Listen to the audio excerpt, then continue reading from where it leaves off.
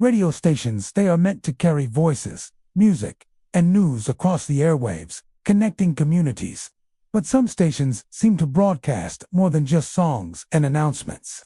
Across the United States, there are stations where operators have reported strange voices, unexplained transmissions, and ghostly interference that defies explanation. From phantom DJs speaking when the station is off air, to faint cries or laughter interrupting live broadcasts, and mysterious signals that appear at midnight, these haunted stations prove that sometimes the voices on the radio are not entirely of this world. Tonight, we tune in to 25 of the most haunted radio stations that still broadcast voices, where the static hides more than sound, it hides spirits.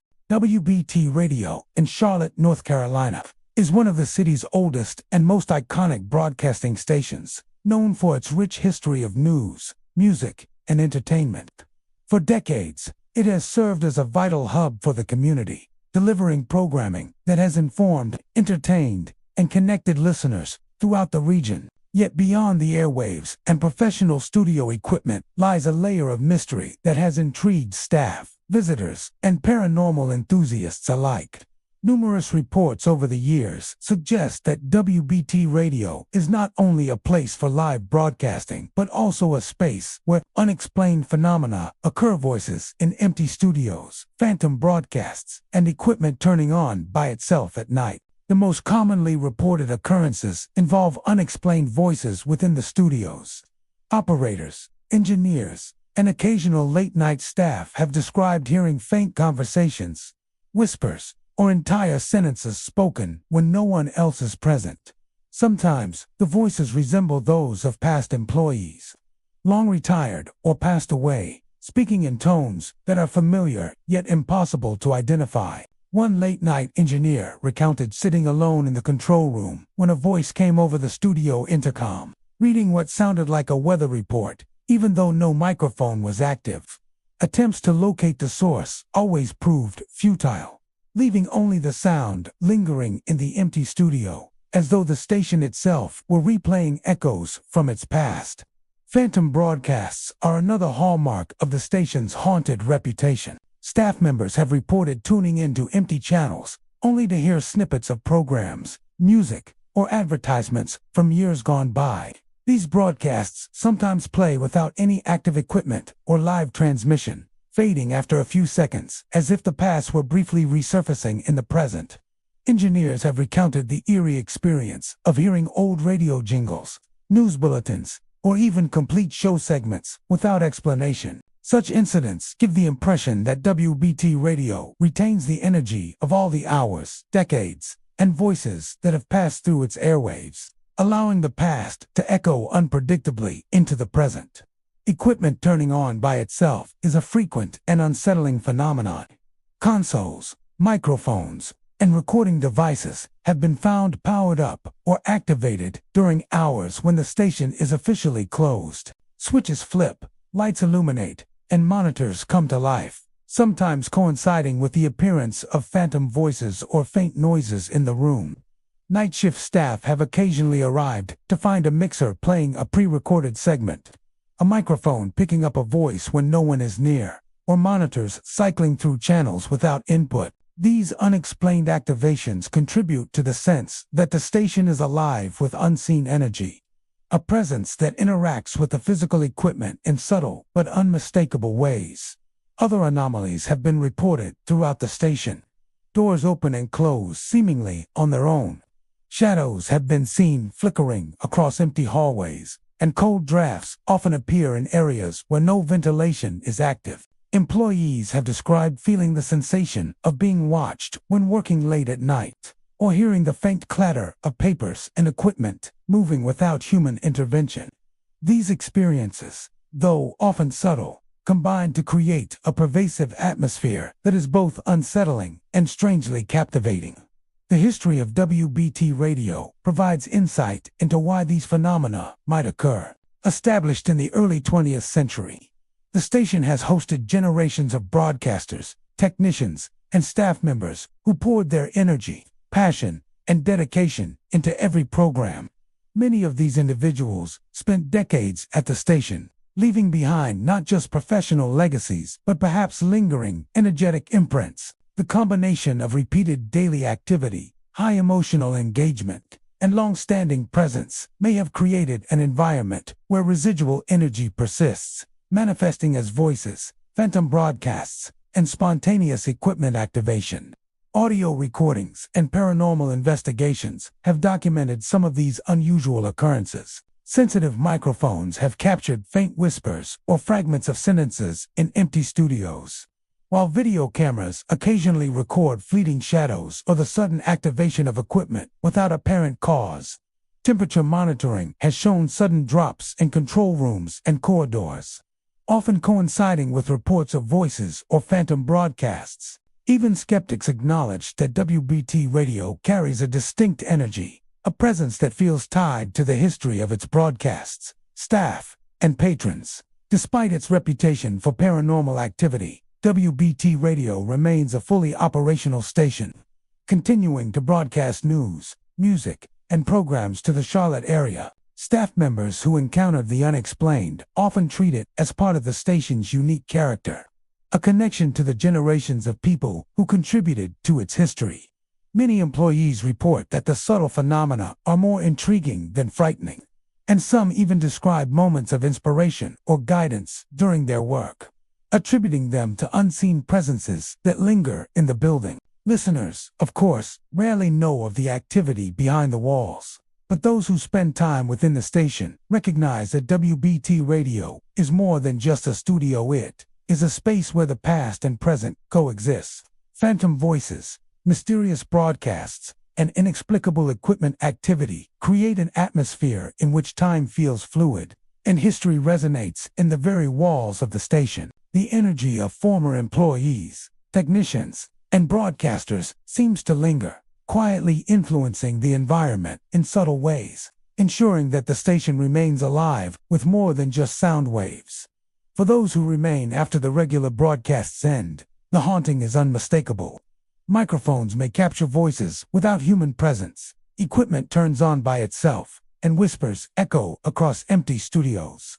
Doors open and close with no one nearby, shadows flicker across hallways, and cold drafts sweep through rooms. WBT Radio in Charlotte, North Carolina, is a place where the history of broadcasting continues to resonate, where the dedication and passion of generations past are never gone, and where unseen presences quietly inhabit the studios. Here, the station is never truly silent, and the airwaves carry more than just the voices of the living. They carry the echoes of those who came before, ensuring that WBT Radio continues to broadcast not only to the present, but also to the lingering spirits of its past. KDKA in Pittsburgh, Pennsylvania, holds a unique place in the history of American broadcasting. Established in the early 1920s, it is widely regarded as one of the first commercial radio stations in the United States, pioneering live news, music programs, and talk shows that shaped the medium for generations. Its studios, control rooms, and broadcasting booths have been home to countless DJs, news announcers, engineers, and support staff over the decades. Yet beyond its reputation for innovation and professionalism, KDKA has developed a reputation for the unexplained. Staff have reported shadowy figures crossing the studio, faint whispers emanating from control rooms, and ghostly interference during late-night broadcasts, suggesting that the station may be haunted by echoes of its storied past. One of the most frequently reported phenomena at KDKA involves shadowy figures moving through the studio. Employees working late-night or early morning shifts describe seeing human-shaped silhouettes gliding silently across floors, sometimes pausing near microphones, control boards, or desks before vanishing without a trace. Some figures appear vaguely like former broadcasters or staff members from earlier decades, dressed in period clothing. One engineer recounted walking into the main studio during a quiet overnight shift and noticing a dark shape pacing behind the glass partition. When he called out, the figure disappeared, leaving the room entirely empty. Many employees describe the sensation of being watched when these apparitions appear, as if someone from the past is still observing the operations of the station. Faint whispers in control rooms are another hallmark of KDKA's paranormal activity. Staff working alone in the often silent halls of the station have reported hearing fragmented conversations, instructions, or comments that seem to come from thin air. These whispers are distinct and human in tone, yet no one is present to speak. One late-night operator described hearing what sounded like a former announcer quietly rehearsing lines for a broadcast, only to realize the room was empty.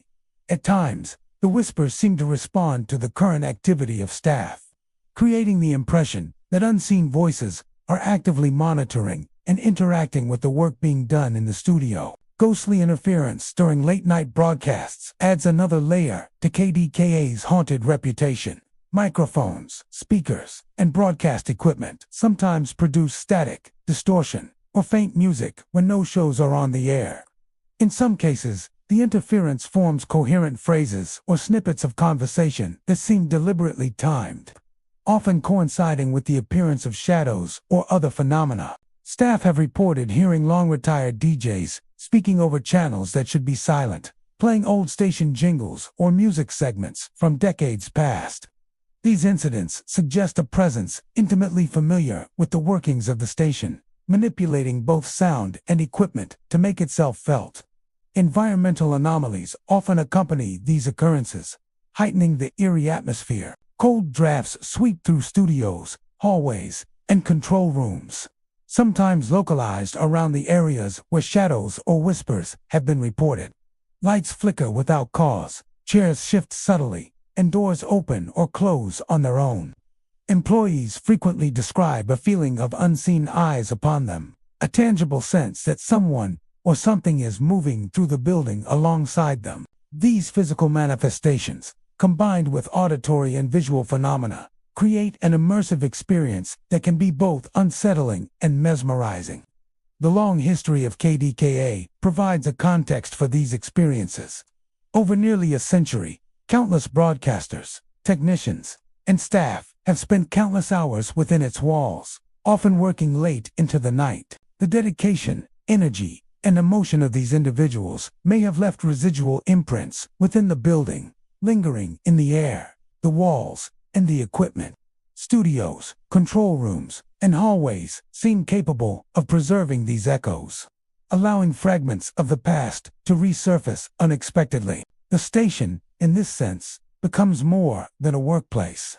It is a vessel for memory and energy, a repository for the presence of those who shaped its legacy.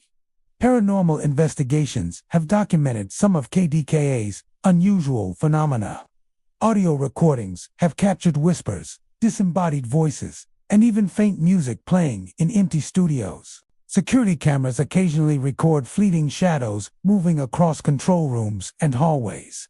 Temperature sensors detect sudden drops corresponding to the areas where apparitions and sounds are reported.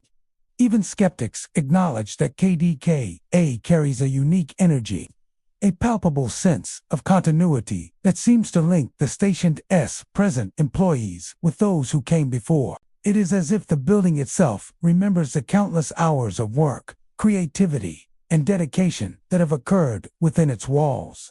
Despite these haunting experiences, KDKA continues to operate as a fully functioning radio station, delivering live news, music, and talk shows to listeners across Pittsburgh and beyond. Staff who encounter these phenomena often view them as a part of the station's character, a connection to the generations of employees who helped build its identity. Some find comfort or inspiration in the experiences, interpreting phantom voices, shadows, or ghostly interference as reminders that the station is alive, not only with sound, but with memory. The hauntings become intertwined with KDKA's identity, a unique aspect of the station that links the past to the present. After the last broadcast ends and the building falls silent, the haunting becomes most apparent. Shadowy figures glide through studios and hallways, whispers echo from empty control rooms, and ghostly interference disrupts otherwise silent equipment. Doors move, chairs shift, and cold drafts sweep through the station. KDKA in Pittsburgh is more than a radio station. is a living archive of nearly a century of human presence, dedication, and energy. Here, the voices, movements, and echoes of the past continue to resonate alongside the present, ensuring that the station is never truly empty and that the legacy of its broadcasters lives on, unseen but ever present. WBZ in Boston, Massachusetts, is one of the oldest and most respected radio stations in the United States, known for its news broadcasts, talk shows, and music programming that reaches audiences across the city and beyond. Its studios, control rooms, and on-air booths have hosted generations of DJs, broadcasters, and engineers, all contributing to the station's long and storied history. But beyond the hum of equipment and the rhythm of daily programming, WBZ carries a reputation for the unexplained. Employees report strange voices during dead air, ghostly footsteps behind consoles, and unexplained music fading in from nowhere, creating an eerie atmosphere that has intrigued both staff and paranormal enthusiasts alike. One of the most commonly reported phenomena at WBZ involves strange voices appearing during dead air. Staff members working late-night or overnight shifts have described hearing clear, human-like speech coming from microphones, speakers, or the station's PA system when no broadcasts are scheduled. These voices often sound like former broadcasters, delivering short announcements, snippets of conversation, or even humorous remarks. One overnight technician recalled sitting alone in the control room when a familiar voice suddenly announced a segment that had not been prepared. When the technician checked the studio, no one was present, yet the voice persisted for several seconds before fading into silence. The effect is disorienting, leaving employees questioning whether they are experiencing a memory echo, a technical glitch, or something far more supernatural. Ghostly footsteps behind consoles add a visual and tactile dimension to WBZ's haunted reputation. Operators and engineers report hearing the distinct sound of footsteps pacing the floorboards, shuffling papers, or moving across studio spaces, only to find that no one is present when they turn to investigate. Some describe the footsteps as deliberate, as if someone is performing routine station duties despite the absence of any living person. Others report sensing an unseen presence in the room, a cold awareness brushing past them, accompanied by the sound of movement. These auditory encounters often occur late at night, when the building is quiet and staff are isolated, intensifying the sense of unease and mystery. Unexplained music appearing from nowhere is another hallmark of WBZ's strange activity. Employees have reported hearing faint melodies drifting through studios, control rooms, and hallways, often fading in and out as though coming from a distant source. Sometimes the music consists of old jingles or recordings from decades past, aligning with the station's long history and the eras of former broadcasters. One nighttime DJ described hearing the station's original theme song playing softly through the speakers, even though all audio equipment was off and no recording devices were active. These musical apparitions create an uncanny sense of continuity, as if the station itself is capable of summoning fragments of its past to interact with the present. Environmental anomalies often accompany these auditory phenomena. Cold drafts sweep through studios and control rooms without explanation. Lights flicker intermittently, and doors or cabinets shift slightly when no one is near. Staff members frequently report a sensation of being watched, a subtle but persistent awareness that someone or something is observing them. These physical manifestations, combined with voices, footsteps, and ghostly music, create a fully immersive haunting that is both compelling and unsettling.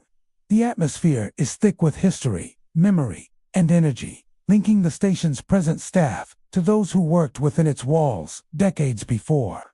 The long and rich history of WBZ helps explain why these occurrences may persist. For nearly a century, generations of broadcasters, DJs, and technical staff have dedicated themselves to the station, often working long, late-night shifts.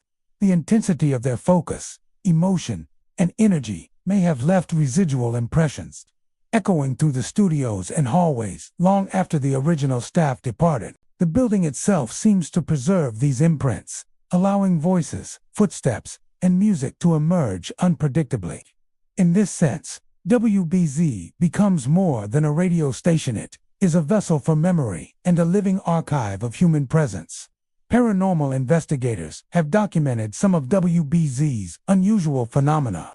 Audio recordings have captured ghostly voices, faint music, and whispers during periods of silence. Security cameras have occasionally picked up shadowy figures moving behind consoles or across hallways. Temperature sensors have detected sudden drops in areas linked to reported activity. Even skeptics admit that WBZ carries a unique energy, a palpable sense of continuity and presence that connects the station's past with its present employees. The hauntings are not random. They seem tied to the long legacy of dedication and human effort that has defined the station for generations.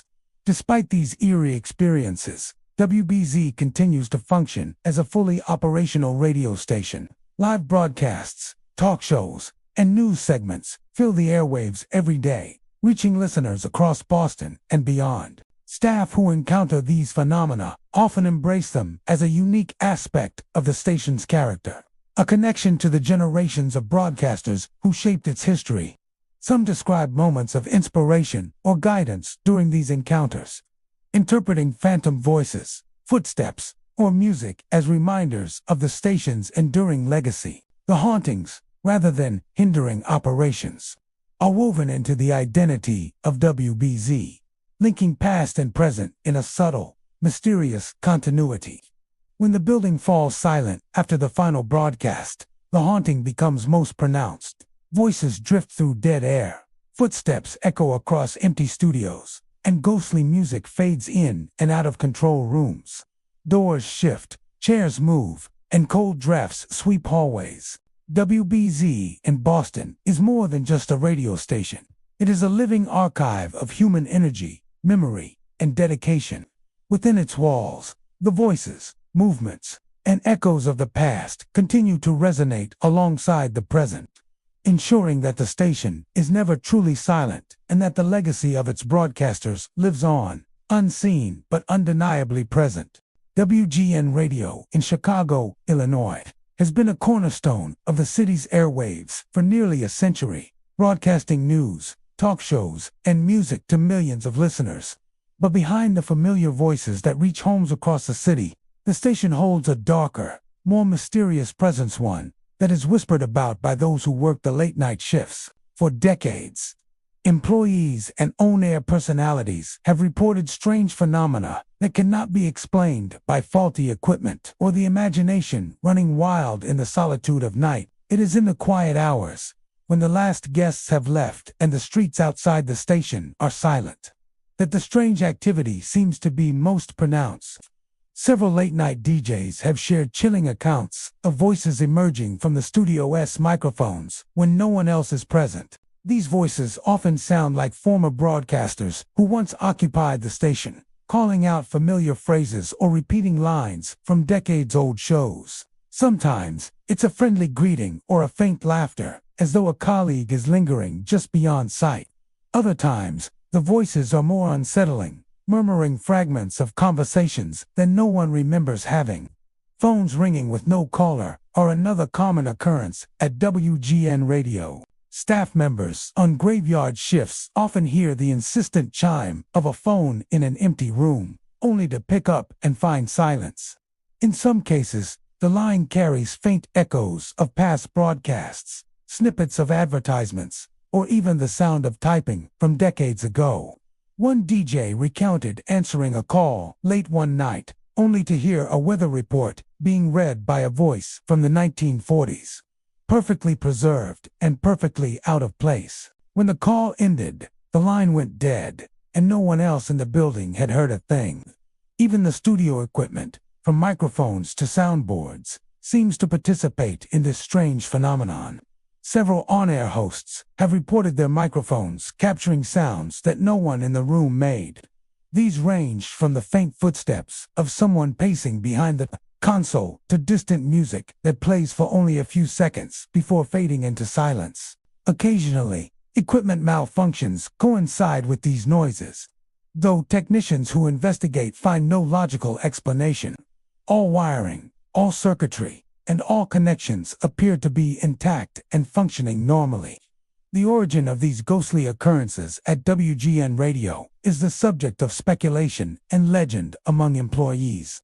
Some believe the station is haunted by former broadcasters who devoted their lives to the airwaves and cannot bear to leave the place entirely. One story tells of a beloved announcer from the 1930s who never retired, continuing to host his shows in the afterlife, ensuring that the station remains lively even after hours.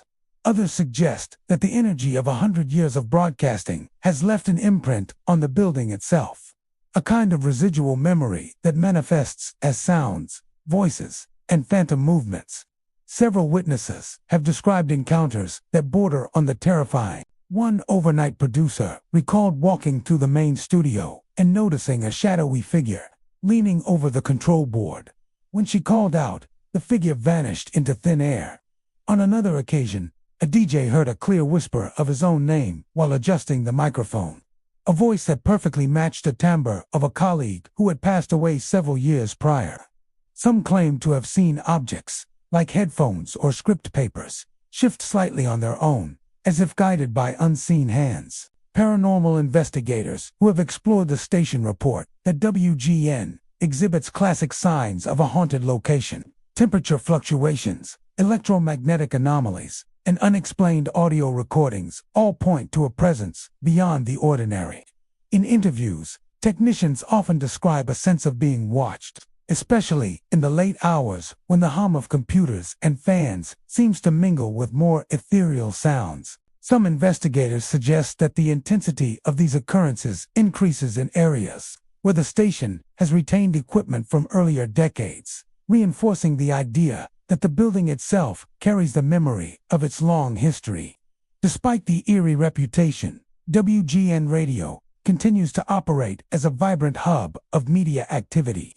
Employees who work during the day often shrug off the stories, citing the night shift workers as the ones most attuned to the station's quirks. But those who spend hours alone in the studio late at night are more likely to experience the strange events firsthand.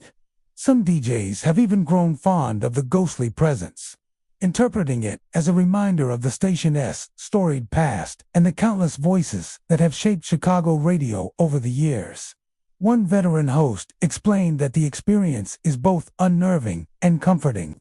He has heard the sounds of laughter, the rustle of papers, and faint announcements from decades ago. "It's like the station never sleeps," he said.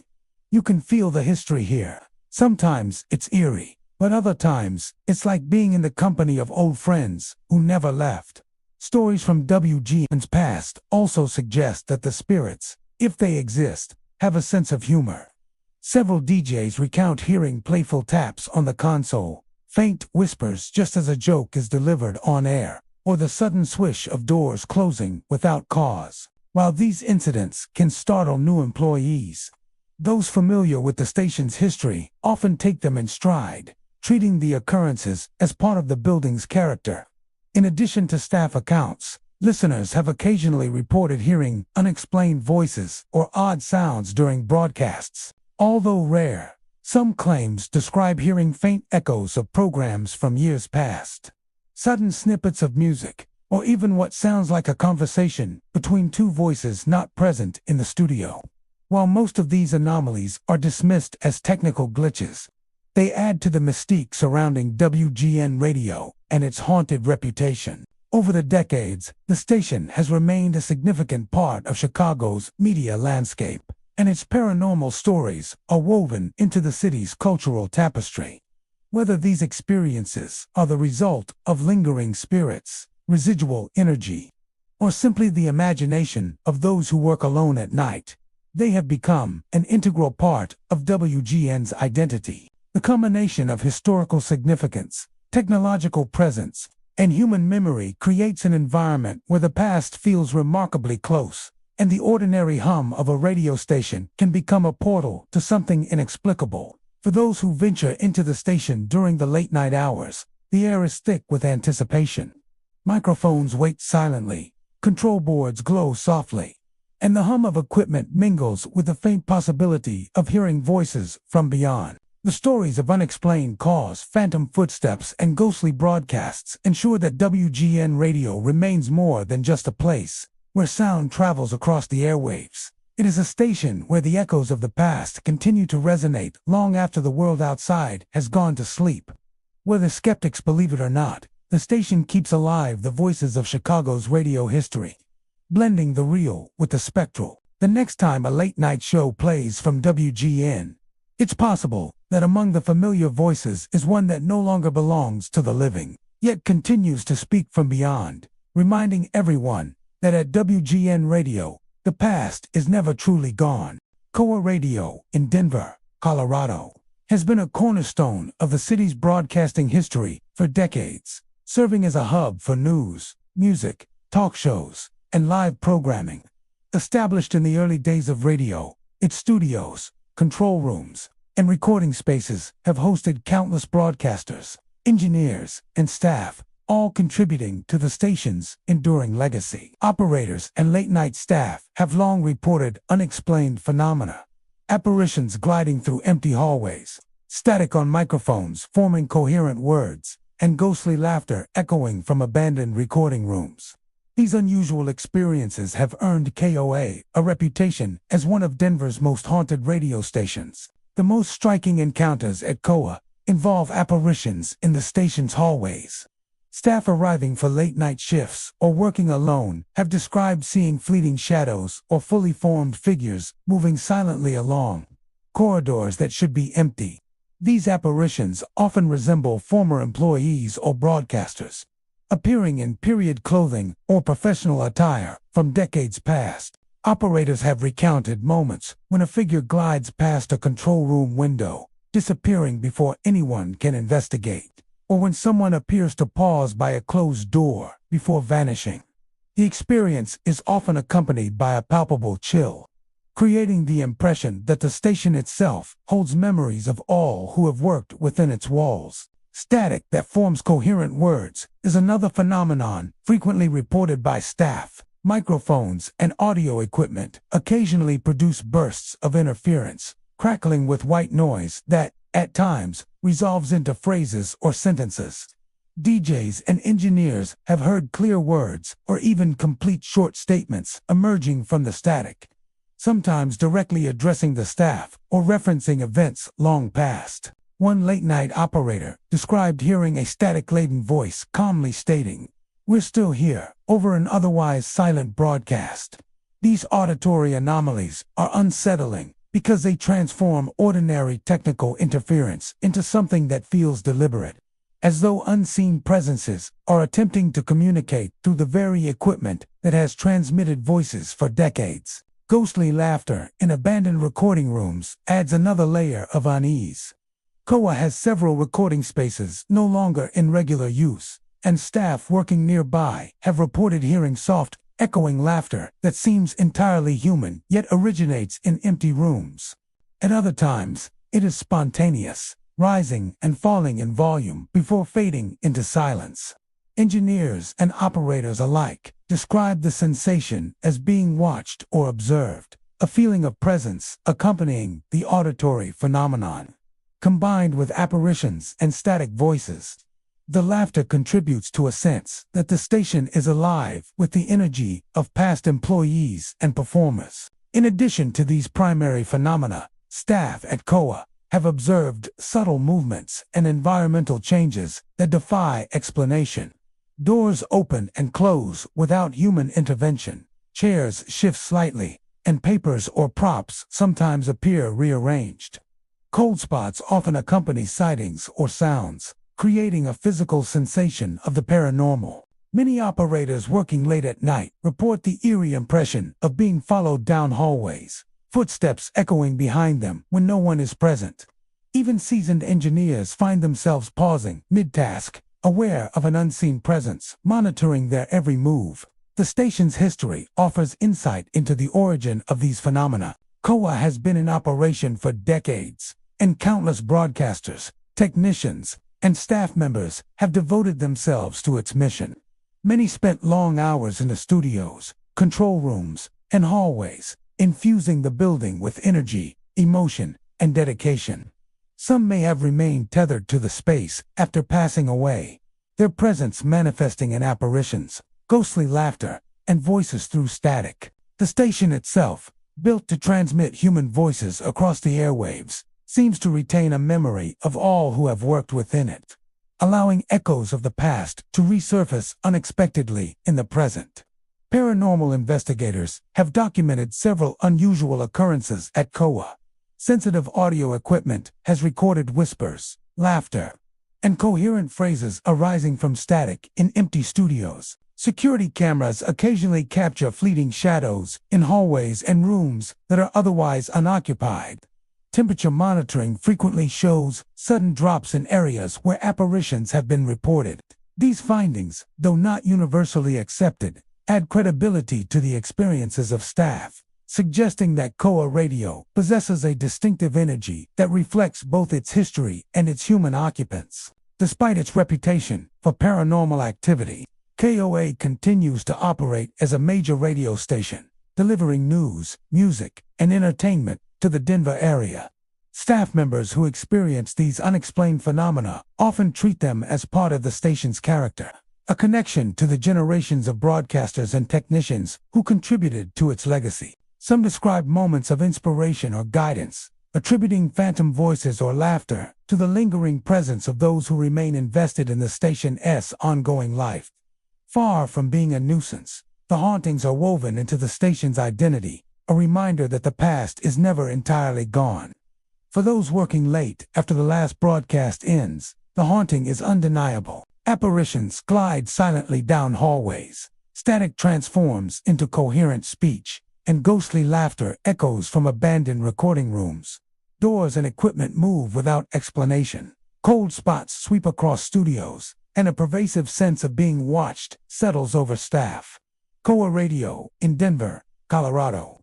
It's more than a broadcasting station. It's a repository of decades of human energy, dedication, and memory. Here the voices of the past continue to resonate alongside the present, ensuring that the station is never truly silent, that the halls are never truly empty, and that the broadcasts of yesterday remain alive in the unseen and the unexplained. KFI in Los Angeles, California, is one of the city's most historic radio stations, with a legacy that stretches back nearly a century. Known for its influential programming, talk shows, and news coverage, KFI has been a hub for broadcasters, engineers, and staff who dedicated their lives to delivering content to listeners across Southern California. But beneath the hum of transmitters and the rhythm of live programming lies a layer of mystery that has captivated employees and paranormal enthusiasts alike.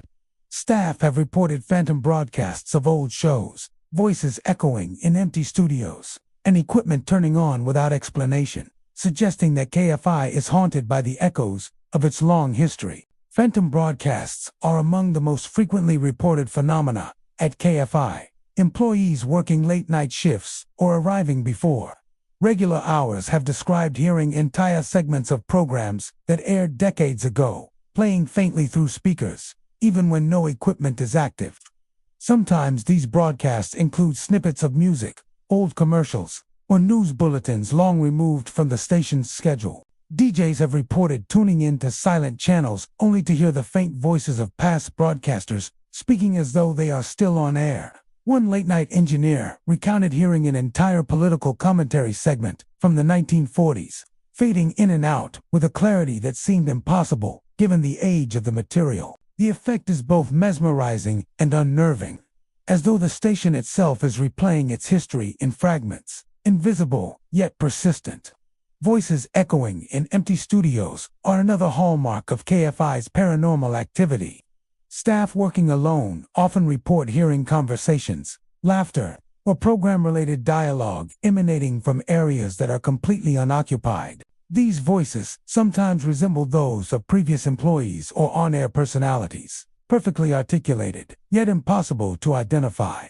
One engineer described walking past the main control room when he heard a familiar announcer's voice discussing a live show, even though the studio had been empty for hours. Attempts to trace the source always proved futile, leaving only the unsettling impression that the voices of the past continue to inhabit the station alongside the living. Equipment turning on without explanation is a phenomenon that has been reported repeatedly. Consoles power up on their own, microphones activate, and monitors flicker without human intervention. Staff members arriving for overnight maintenance or early morning broadcasts have occasionally found recording devices playing pre-recorded material, lights turning on and off, or speakers emitting faint static. In one incident, an entire control panel began cycling through channels independently, coinciding with the faint sound of voices that seemed to originate from nowhere. These unexplained activations reinforced a sense that KFI is not merely a collection of wires and machines, but a space alive with lingering energy, influenced by decades of human activity. Other subtle occurrences heighten the station's eerie atmosphere. Doors open and close without anyone nearby. Chairs shift slightly, and papers appear to move or fall from stacks. Temperature anomalies, including sudden cold drafts in hallways and studios, are commonly reported, often coinciding with the appearance of phantom broadcasts or voices. Staff members working late at night describe the sensation of being observed, a quiet awareness that unseen presences are present, moving through the building and interacting with the environment in ways that cannot be explained. The station's long and storied history may provide insight into why these phenomena persist. KFI has been a central hub for countless broadcasters, engineers, and staff members over the decades, many of whom spent long hours in the studios, control rooms, and hallways. The energy, dedication, and emotional investment of these individuals may have left subtle imprints on the building itself, manifesting in the form of phantom broadcasts, lingering voices, and autonomous equipment activation. The station's walls, filled with decades of human presence and sounds, appear to retain echoes of the past, allowing glimpses of history to resurface at unexpected moments. Paranormal investigations have documented several of these unusual occurrences. Sensitive audio equipment has captured faint voices, echoes of old programs, and static that forms coherent phrases. Cameras have occasionally recorded shadows moving across empty studios or hallways. Temperature monitoring has revealed sudden drops in areas associated with reported activity. Even skeptics acknowledge that KFI carries a unique energy, one tied to its rich history and the generations of broadcasters who worked within its walls. The station itself seems to resonate with memory, replaying fragments of its past through sound, light, and subtle movement. Despite its spectral reputation, KFI continues to operate as a fully functioning radio station, broadcasting live shows, news programs, and music to millions of listeners. Staff members who encounter these phenomena often treat them as part of the station's character, a link to the generations of employees who dedicated themselves to its mission. Some even describe moments of inspiration or guidance, interpreting phantom voices or broadcasts as subtle reminders of the station's enduring legacy. The hauntings, far from being a distraction, are woven into the identity of KFI, a connection to the past that enriches the present. For those present after regular broadcasts conclude, the haunting is unmistakable. Phantom broadcasts of old shows rippled through the speakers, voices echo in empty studios, and equipment powers on without explanation. Doors shift, lights flicker, and cold drafts sweep through control rooms. KFI Radio in Los Angeles, California, is more than a station. It is a repository of decades of human energy, passion, and dedication. Here the echoes of the past continue to resonate alongside the present, ensuring that the station is never truly silent and that the legacy of its broadcasters endures in the unseen, the unexplained, and the intangible energy that lingers in every room. WLA's radio in Chicago, Illinois, has long been a pillar of the city's airwaves, delivering music, talk shows, and news to listeners for nearly a century. Throughout its storied history, the station has been home to countless personalities whose voices shaped generations. But beyond the programs and jingles that define its broadcasts, WLA's harbors a reputation for something far more mysterious. For decades, late-night listeners and staff have reported experiences that defy explanation, suggesting that the echoes of the station's past may still linger within its walls. Many of these stories begin with the station's late-night broadcasts, Listeners tuning in after hours occasionally report hearing voices that don't belong to any current DJ. These voices, often unmistakably from decades past, sometimes read familiar music charts or announce programs long since retired. Some fans claim to hear their favorite personalities from the 1960s and 1970s interacting with each other on air, though no recordings of these broadcasts exist in the station archives. The voices are clear, intimate, and unsettlingly authentic, as if the past has been momentarily brought forward to reclaim the airwaves. Staff members who work the graveyard shift are often the first to notice that something unusual is happening inside the studios. DJs and producers have described hearing footsteps moving across empty control rooms and corridors. When no one else is present, the sound is sometimes faint, like someone shuffling papers or adjusting equipment. But at other times it is sharp and deliberate, echoing through the studio halls with an almost human rhythm. Several employees have recounted the unnerving experience of standing in the middle of the room, alone, while the floorboards creak and footsteps circle around them, stopping abruptly, without explanation. Another common phenomenon at WLS is the appearance of strange static messages during late-night programming. Occasionally, the broadcast will be interrupted by bursts of static that resolve into faint voices or fragmented words. Some messages seem entirely random, while others appear to reference past events or former staff members. One producer described a moment when the static suddenly formed what sounded like an old promotional jingle from the 1950s. Sung in a voice no living person at the station could have produced. Other employees report hearing whispers of familiar names, requests for songs, or brief conversations that fade as quickly as they arrive. Attempts to trace these occurrences to technical glitches or interference often fail, leaving staff with more questions than answers. The origins of these strange events are a matter of debate and speculation. Some believe WLS may be haunted by the spirits of past DJs who spent decades behind the microphones, unable or unwilling to leave the station entirely. Stories circulate about a beloved host from the 1940s who, after years of dedicating himself to the station, continued to broadcast even after his death. Others suggest that the station's building itself holds the energy of countless hours of live performances and recordings, a kind of residual memory that occasionally manifests as sounds, voices, and movements. Paranormal investigators who have visited the site often note that the building shows classic signs of spectral activity, including unexplained audio anomalies, temperature fluctuations, and electromagnetic disturbances. Several staff members have shared first-hand accounts of encounters that go beyond mere auditory experiences. One late-night DJ recalled entering the studio to find a mixing console in operation, lights blinking, and the sound of vinyl scratching, even though no one had touched the equipment. When the DJ tried to speak to the unseen presence, the lights flickered in response, as though acknowledging the intrusion.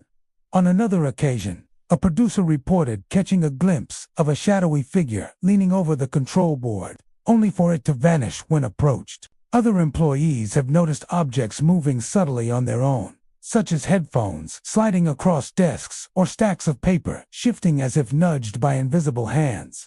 Despite the eerie reputation, WLS continues to operate as a major force in Chicago broadcasting.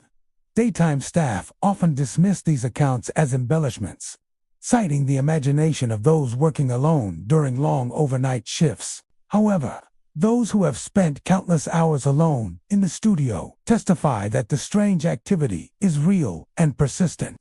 One veteran engineer described the sensation as a dialogue across time, where past voices occasionally pierce the veil of the present to remind the living of the station's history. Listeners have occasionally corroborated these phenomena, reporting that they hear unusual echoes, ghostly snippets of long-retired programs, or inexplicable music fading in and out. While skeptics argue that such experiences may be technical in nature, many of the claims are specific, recurring, and difficult to attribute to interference alone. Some late-night audiences describe hearing conversations between two voices, sometimes of DJs who passed away years apart, yet interacting as if alive in the same moment. Others have reported hearing announcements and song requests in the exact style of old-time hosts, creating a surreal mix of nostalgia and unease. The legacy of WLS is inseparable from the stories of its past personalities and the countless broadcasts that have shaped Chicago's radio culture. The station has seen eras come and go, from the golden age of radio to modern digital programming, yet the mysterious phenomena suggest that the past never truly leaves. Staff and listeners alike feel the presence of something lingering in the building. An unseen chorus of voices that refuse to be silenced, footsteps that remind the living they are not alone, and static messages that hint at memories preserved in the ether. For those who spend the night at WLS, the experience is as much about the history of radio as it is about the supernatural.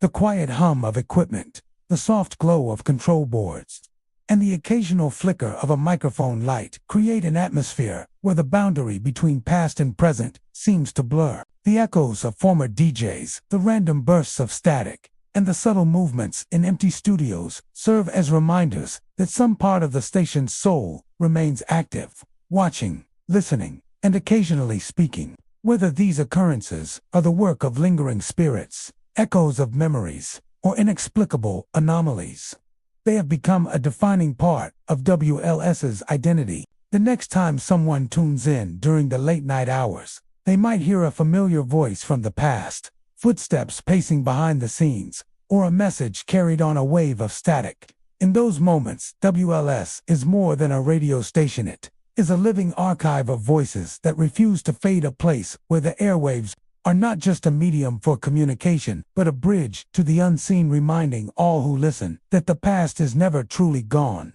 WCBS Radio in New York City, New York, has long been one of the most iconic radio stations in the country, a pillar of broadcasting history that has entertained, informed, and connected generations of listeners. From its early days in the golden age of radio to its modern programming, WCBS has remained a central figure in the city's media landscape. But behind the familiar voices and polished broadcasts lies a lesser-known story, one of ghostly presence, unexplained sounds, and strange phenomena that have puzzled employees and intrigued paranormal enthusiasts for decades. The most common reports of paranormal activity at WCBS come from those who work during the station's quiet hours, particularly late at night when the building is largely empty. Operators and technicians often describe seeing shadowy figures moving through the archives or past long-forgotten equipment. These figures are typically seen in the corners of rooms or reflected in darkened windows, always fleeting, never fully present, and always leaving a sense of unease. Many employees have described the feeling of being watched, even in areas where no one else is present, as if unseen eyes are tracking every movement. Muffled voices coming through the speakers are another frequent occurrence. Staff members have recounted moments when, during silent hours, they hear the soft cadence of conversations, announcements, or music emanating from the station's broadcast system, even though no one is at the microphones. Sometimes these voices echo familiar programs from the 1940s and 1950s, while at other times, they speak in fragmented phrases or repeat the names of former staff. Engineers who check the wiring often find nothing unusual, ruling out technical malfunctions as the source of the sounds. This has led many to believe that these are not ordinary audio glitches, but something far more mysterious. Ghostly interference is yet another hallmark of WCBS's reputation. During overnight shifts, static often appears on air, interrupting otherwise normal transmissions. In some cases, the static resolves into clear, albeit brief, messages that seem entirely out of place. An old weather report, a song request from a long-retired listener, or a comment in a voice that matches a former DJ. One veteran producer recounted a late-night broadcast where the microphone picked up a faint, deliberate tapping, almost like someone trying to signal attention from behind the scenes. When he went to investigate, the studio was completely empty, yet the sound repeated for several minutes before fading into silence. The origin of these phenomena is the subject of both speculation and folklore among WCBS employees.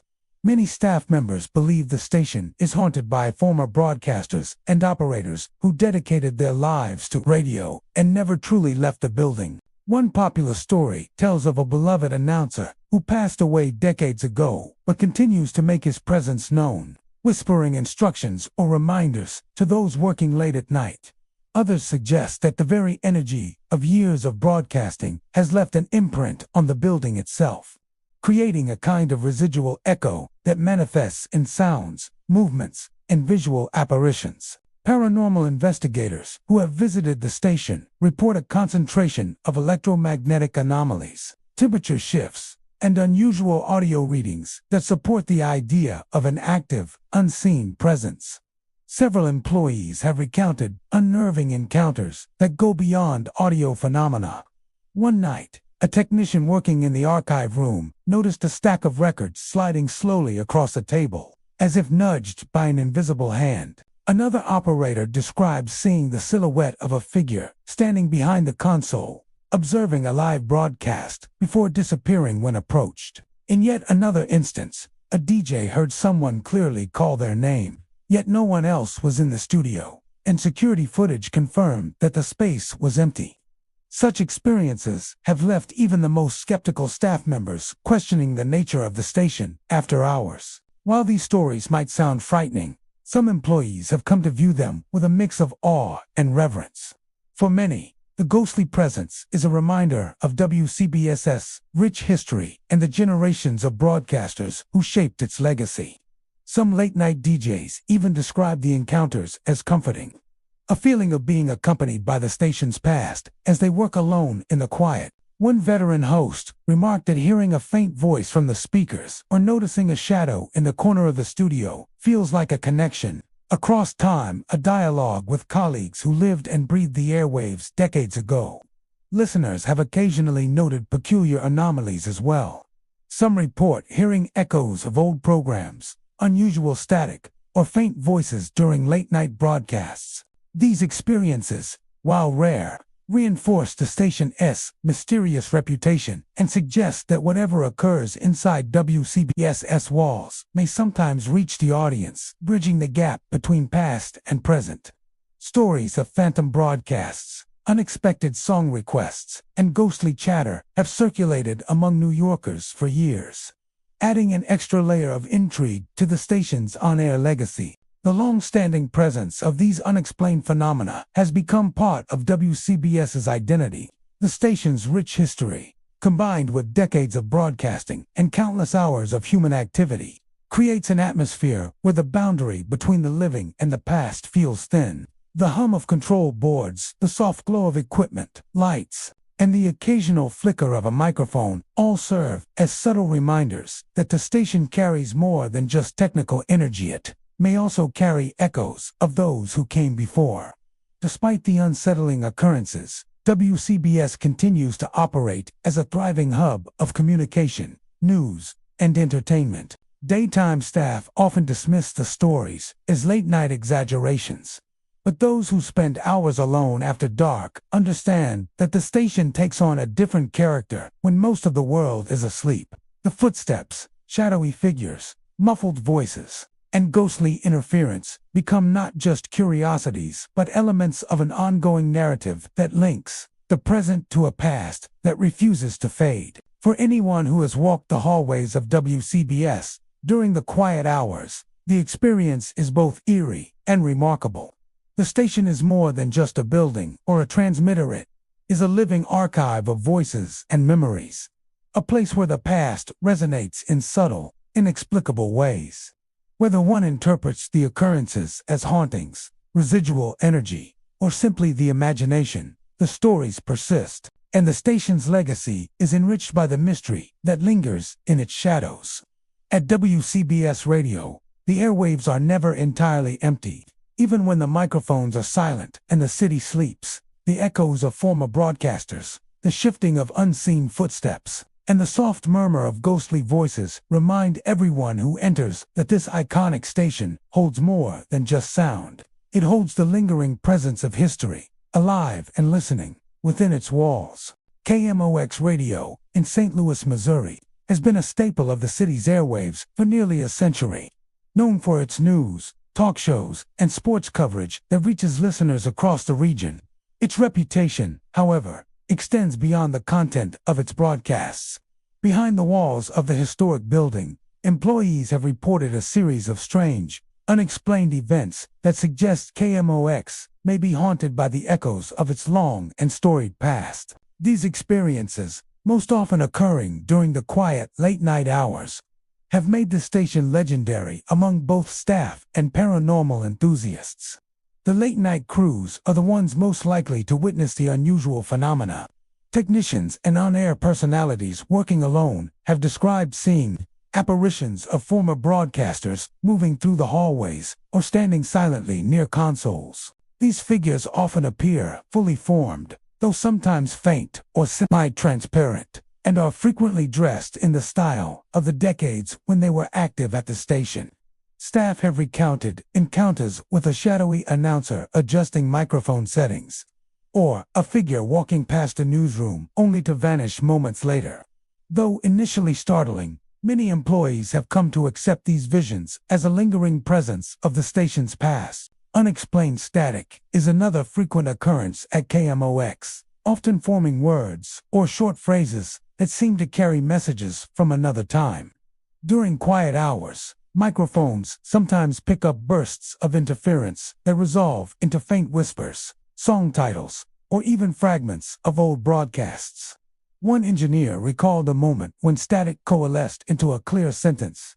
"Don T. Forget the news at midnight," spoken in a voice eerily reminiscent of a long-retired DJ. Attempts to trace the interference to equipment malfunctions or signal issues have repeatedly failed, leaving staff with the unsettling impression that the words are coming from an unseen source. Ghostly laughter over the airwaves has also been reported by those working the overnight shift. At times, it appears faint and distant, as if coming from another room entirely, while other times it is clearly audible in the studio speakers. This laughter is often described as playful, almost teasing, and frequently occurs at moments when the night seems especially silent. Employees who have heard it say it carries a weight of familiarity, as though the station's former staff are quietly reminding them that they are not alone. Some late-night DJs even admit that, while unnerving at first, the laughter has a comforting quality, a connection to the station's long history and the personalities who once filled its halls. The origin of these paranormal events remains a topic of speculation. Some believe the station is haunted by the spirits of its former broadcasters, who dedicated decades of their lives to KMOX and are unwilling to leave the place entirely. Others suggest that the building itself retains the energy of a century of radio transmissions, with the static, voices, and apparitions being residual imprints of past activity. Paranormal investigators who have explored the station report a concentration of electromagnetic anomalies, unexplained temperature fluctuations, and audio readings that cannot be accounted for by normal equipment. Whether ghosts or echoes of history, the presence is undeniable to those who have spent hours in the quiet corridors of the station. Employees have shared numerous first-hand accounts of eerie encounters. One late-night technician recounted arriving at the control room to find a microphone turned on, broadcasting silence, while the mixing board lights flickered as if responding to an invisible operator. Another staff member described walking through the archives and seeing a figure resembling a former program director standing among the stacks of old tapes. When approached, the figure faded into the shadows, leaving only the faint scent of cigarette smoke that had been a hallmark of the station decades earlier. In another instance, a DJ reported that while cueing a song, they heard a voice soft, yet unmistakable whisper the song title before it played, even though no one else was in the studio. Despite these occurrences, KMOX remains a thriving broadcast hub, and the paranormal activity is woven into the station's identity. Daytime employees often dismiss the tales as imagination, fatigue, or coincidence, but those who work late at night understand that the building takes on a different character when the city sleeps. The flicker of studio lights, the soft hum of equipment, and the occasional, unexplained sound create an atmosphere where past and present seem to intermingle. For some, the ghostly experiences are not frightening, but rather a reminder of the station's long and vibrant history. Listeners have occasionally noticed oddities as well. Some report hearing fleeting snippets of broadcasts from decades ago, faint laughter, or unexpected voices during late-night shows. Though many of these incidents can be attributed to technical issues or signal interference, a number of listeners insist the sounds are too precise, too human, and too familiar to be accidental. The combination of staff accounts and audience reports has helped cement KMOX's reputation as a station where the past lingers just beyond the edge of perception. Stories of apparitions, ghostly laughter, and unexplained static have become a part of KMOX lore, passed from one generation of employees to the next. New hires are often warned about the night shift spirits, while veterans treat the phenomena with a mixture of respect, curiosity, and mild amusement. The presence of these ghosts, whether real or imagined, reminds everyone who enters the building that radio is more than just sounded, is memory, energy, and history captured in a way that transcends the ordinary. Walking through KMOX during the late hours is to experience a station alive in more ways than one. The flicker of lights, the faint echoes of long-forgotten voices, and the occasional spectral figure serve as reminders that the station is not merely a physical space, but a repository of decades of broadcasts, lives, and personalities. For those who spend the night among the control boards and microphone stands, the line between past and present often feels blurred. The ghosts of KMOX, whether seen, heard, or sensed, serve as living witnesses to the station's enduring legacy and its connection to generations of St. Louis listeners. In the end, KMOX is a place where history resonates in the most unexpected ways. Even when the microphones are silent, the city sleeps, and the equipment hums softly.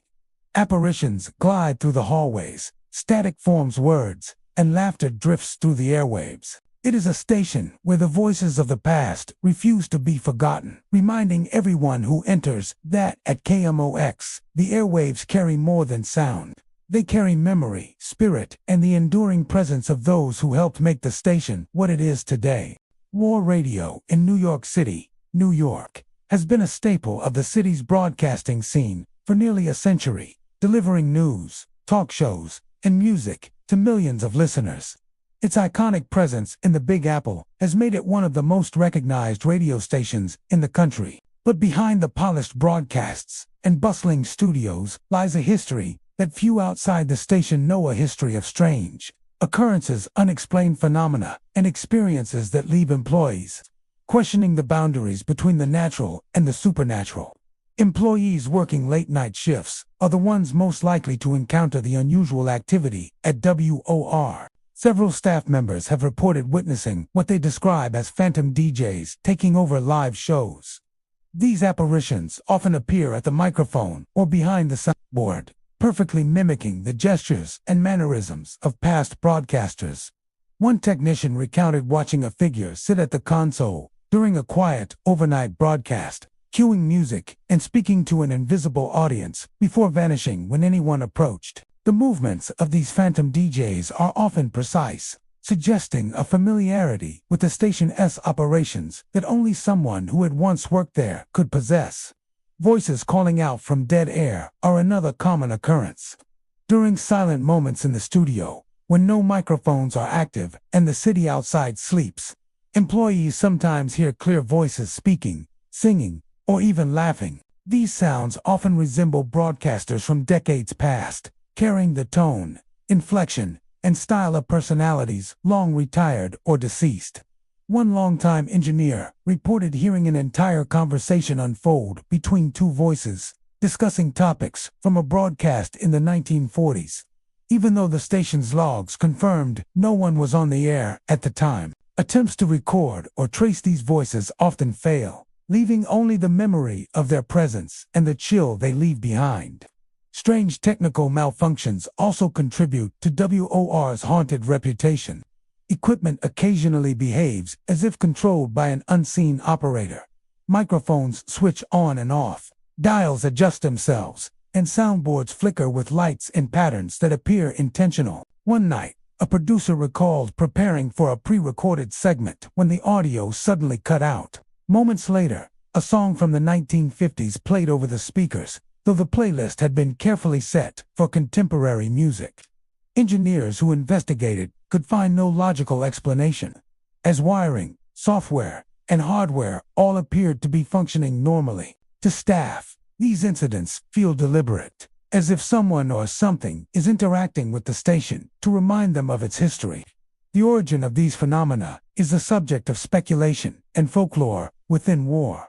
Some believe that the station is haunted by the spirits of former broadcasters who spent decades behind the microphone, unable to leave the place they devoted their lives to. Stories circulate of a legendary announcer who, after passing away, continues to host phantom segments in the late hours, guiding the station as he once did in life.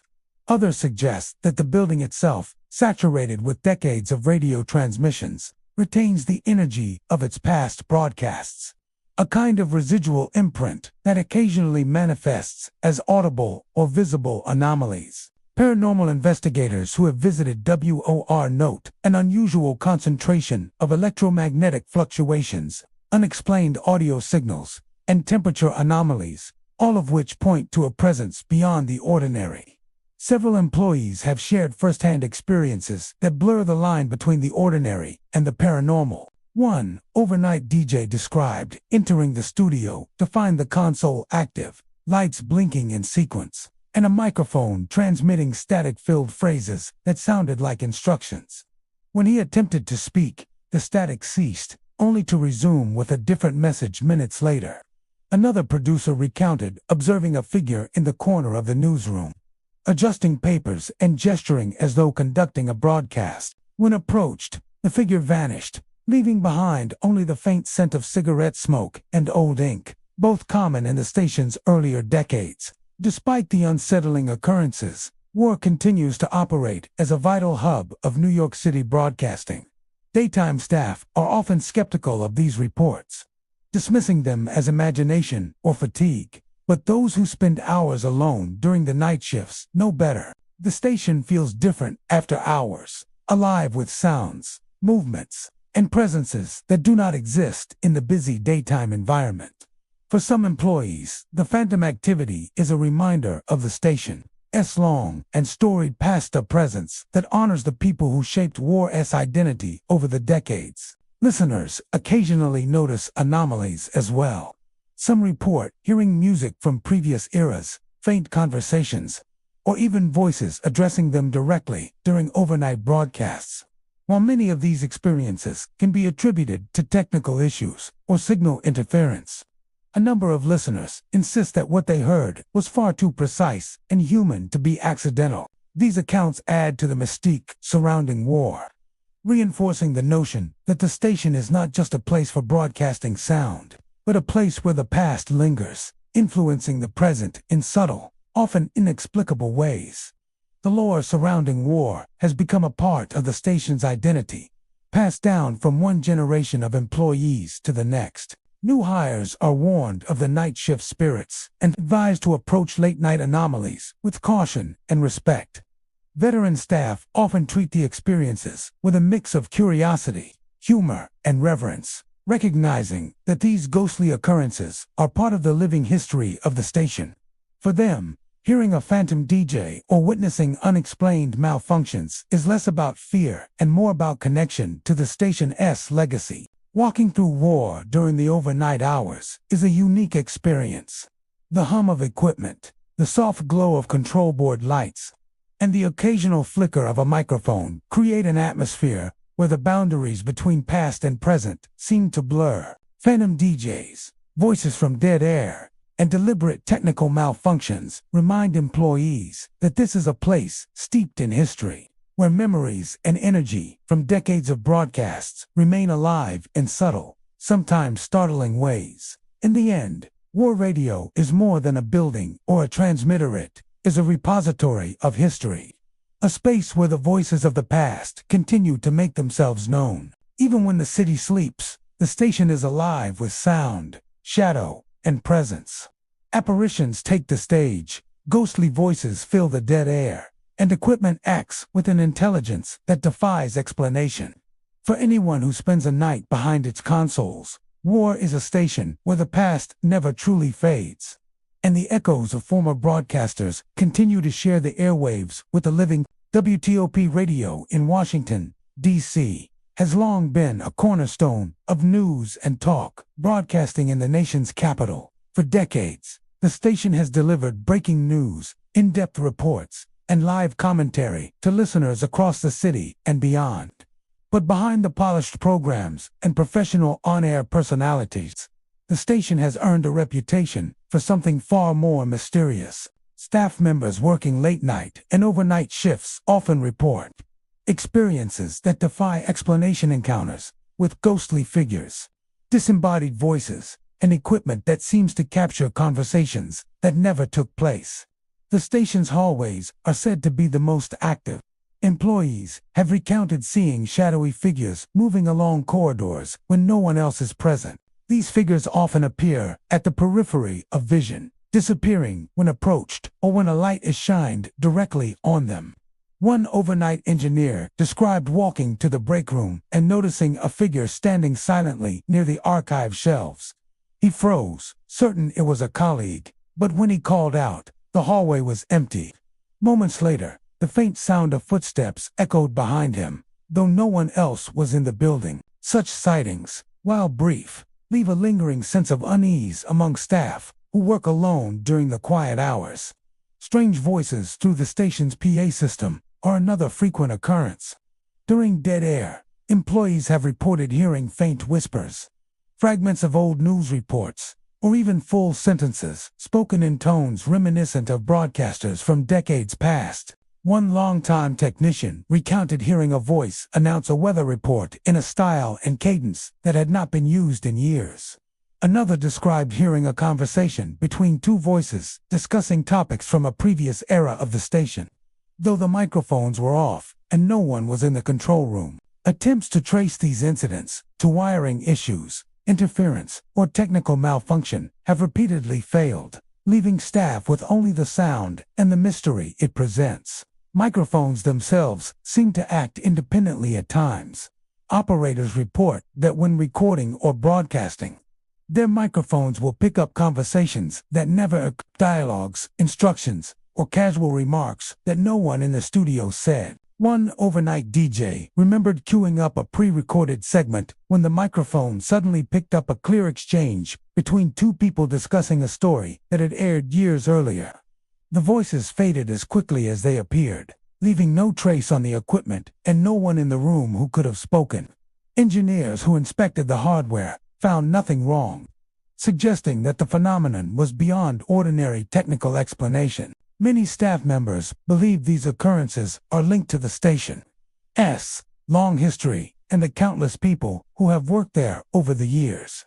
Some speculate that WTOP may be haunted by former broadcasters, engineers, or administrative staff who spent decades in the building and are reluctant to leave. There are stories of a former announcer who continues to check in during late-night shifts, ensuring that broadcasts run smoothly, even long after his death. Others suggest that the station itself has absorbed the energy of a century of transmissions, leaving a residual imprint that occasionally manifests in visual, auditory, or mechanical phenomena. Paranormal investigators who have visited WTOP note unusual electromagnetic readings, temperature fluctuations, and other anomalies consistent with haunted locations. Employees who experience these events firsthand often describe them as both eerie and oddly familiar.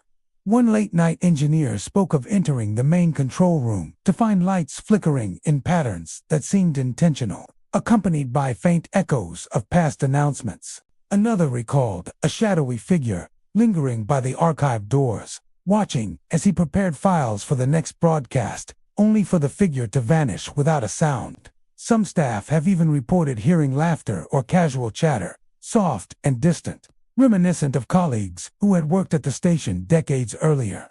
While unnerving at first, many have grown accustomed to these occurrences, treating them as part of the building's unique character. Listeners, too, have occasionally reported hearing unexplained anomalies during broadcasts. Some described faint voices layered under normal programming, snippets of conversation that seem out of place, or sudden audio glitches that carry the timbre of old broadcasts, while skeptics attribute these experiences to technical issues. The specificity and consistency of some reports have convinced others that WTOP's mysterious phenomena extend beyond the walls of the station, reaching its audience in subtle ways. The paranormal lore of WTOP has become a part of the station's culture, passed along from veteran employees to newcomers. Night shift staff often exchange stories about shadowy figures, strange PA announcements, and microphones that pick up impossible conversations.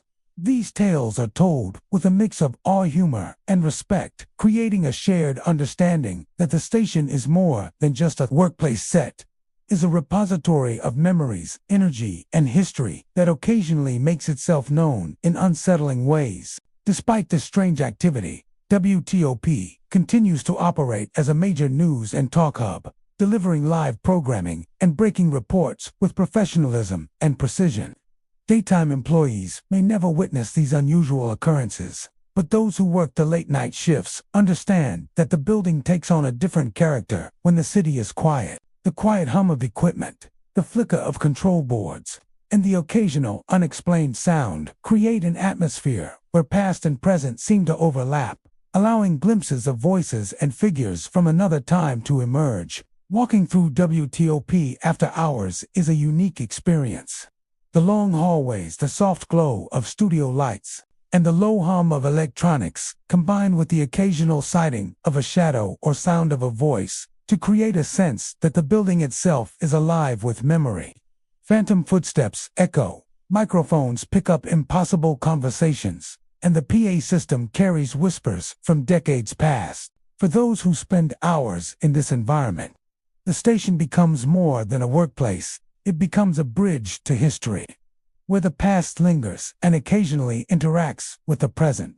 WTOP Radio is a place where sound, memory, and presence converge. Even when the microphones are silent and the city outside sleeps, ghostly figures glide through hallways, voices emerge through the PA, and equipment captures conversations that never occurred. For those who witness it, the station is a reminder that history is not gone, but rather continues to resonate, unseen and unheard by most, yet profoundly felt by anyone working in the quiet, haunted hours. KYW Radio in Philadelphia, Pennsylvania, has been a central fixture in the city's broadcasting history for nearly a century, delivering news, talk shows, and music to generations of listeners. Its influence on the region's airwaves is undeniable. But behind the familiar broadcasts lies a shadowy layer of mystery that has intrigued employees for decades. Operators and staff working during late-night and overnight shifts have reported strange occurrences that cannot be easily explained. Apparitions wandering through studios, equipment acting independently, and voices of former employees calling out names of the living. One of the most commonly reported phenomena at KYW is the sighting of apparitions moving through the studio spaces. Staff describe seeing figures appear at the edge of their vision, often resembling former broadcasters dressed in attire from decades past. These specters move with purpose, walking through control rooms, pacing hallways, or occasionally standing silently near a microphone. One overnight engineer recounted seeing a figure at the main mixing console, seemingly adjusting the sound levels for a program that was not being recorded. When he approached, the figure vanished, leaving the console blinking and functioning normally. Such encounters, while brief, leave a lasting impression and a chill that follows employees through the quiet corridors of the building. Equipment at KYW often seems to act on its own during these late hours. Microphones switch on without input. Control board lights flicker in patterns that mimic human activity, and audio recordings sometimes play snippets of programs from decades past. One technician remembered preparing a pre-recorded segment when the soundboard began fading in a broadcast from the 1960s, complete with the familiar voice of a long-retired announcer. Despite thorough inspections, Engineers have found no electrical or mechanical reason for these anomalies, suggesting that they may be the result of something beyond conventional understanding. Staff often jokingly refer to these incidents as the station's personality, though there is a genuine undercurrent of awe and unease surrounding the experiences. Perhaps the most unnerving occurrences are the voices of former employees calling out the names of current staff. Operators have reported hearing their names spoken clearly over studio speakers or through nearby microphones, even when no one else is in the room.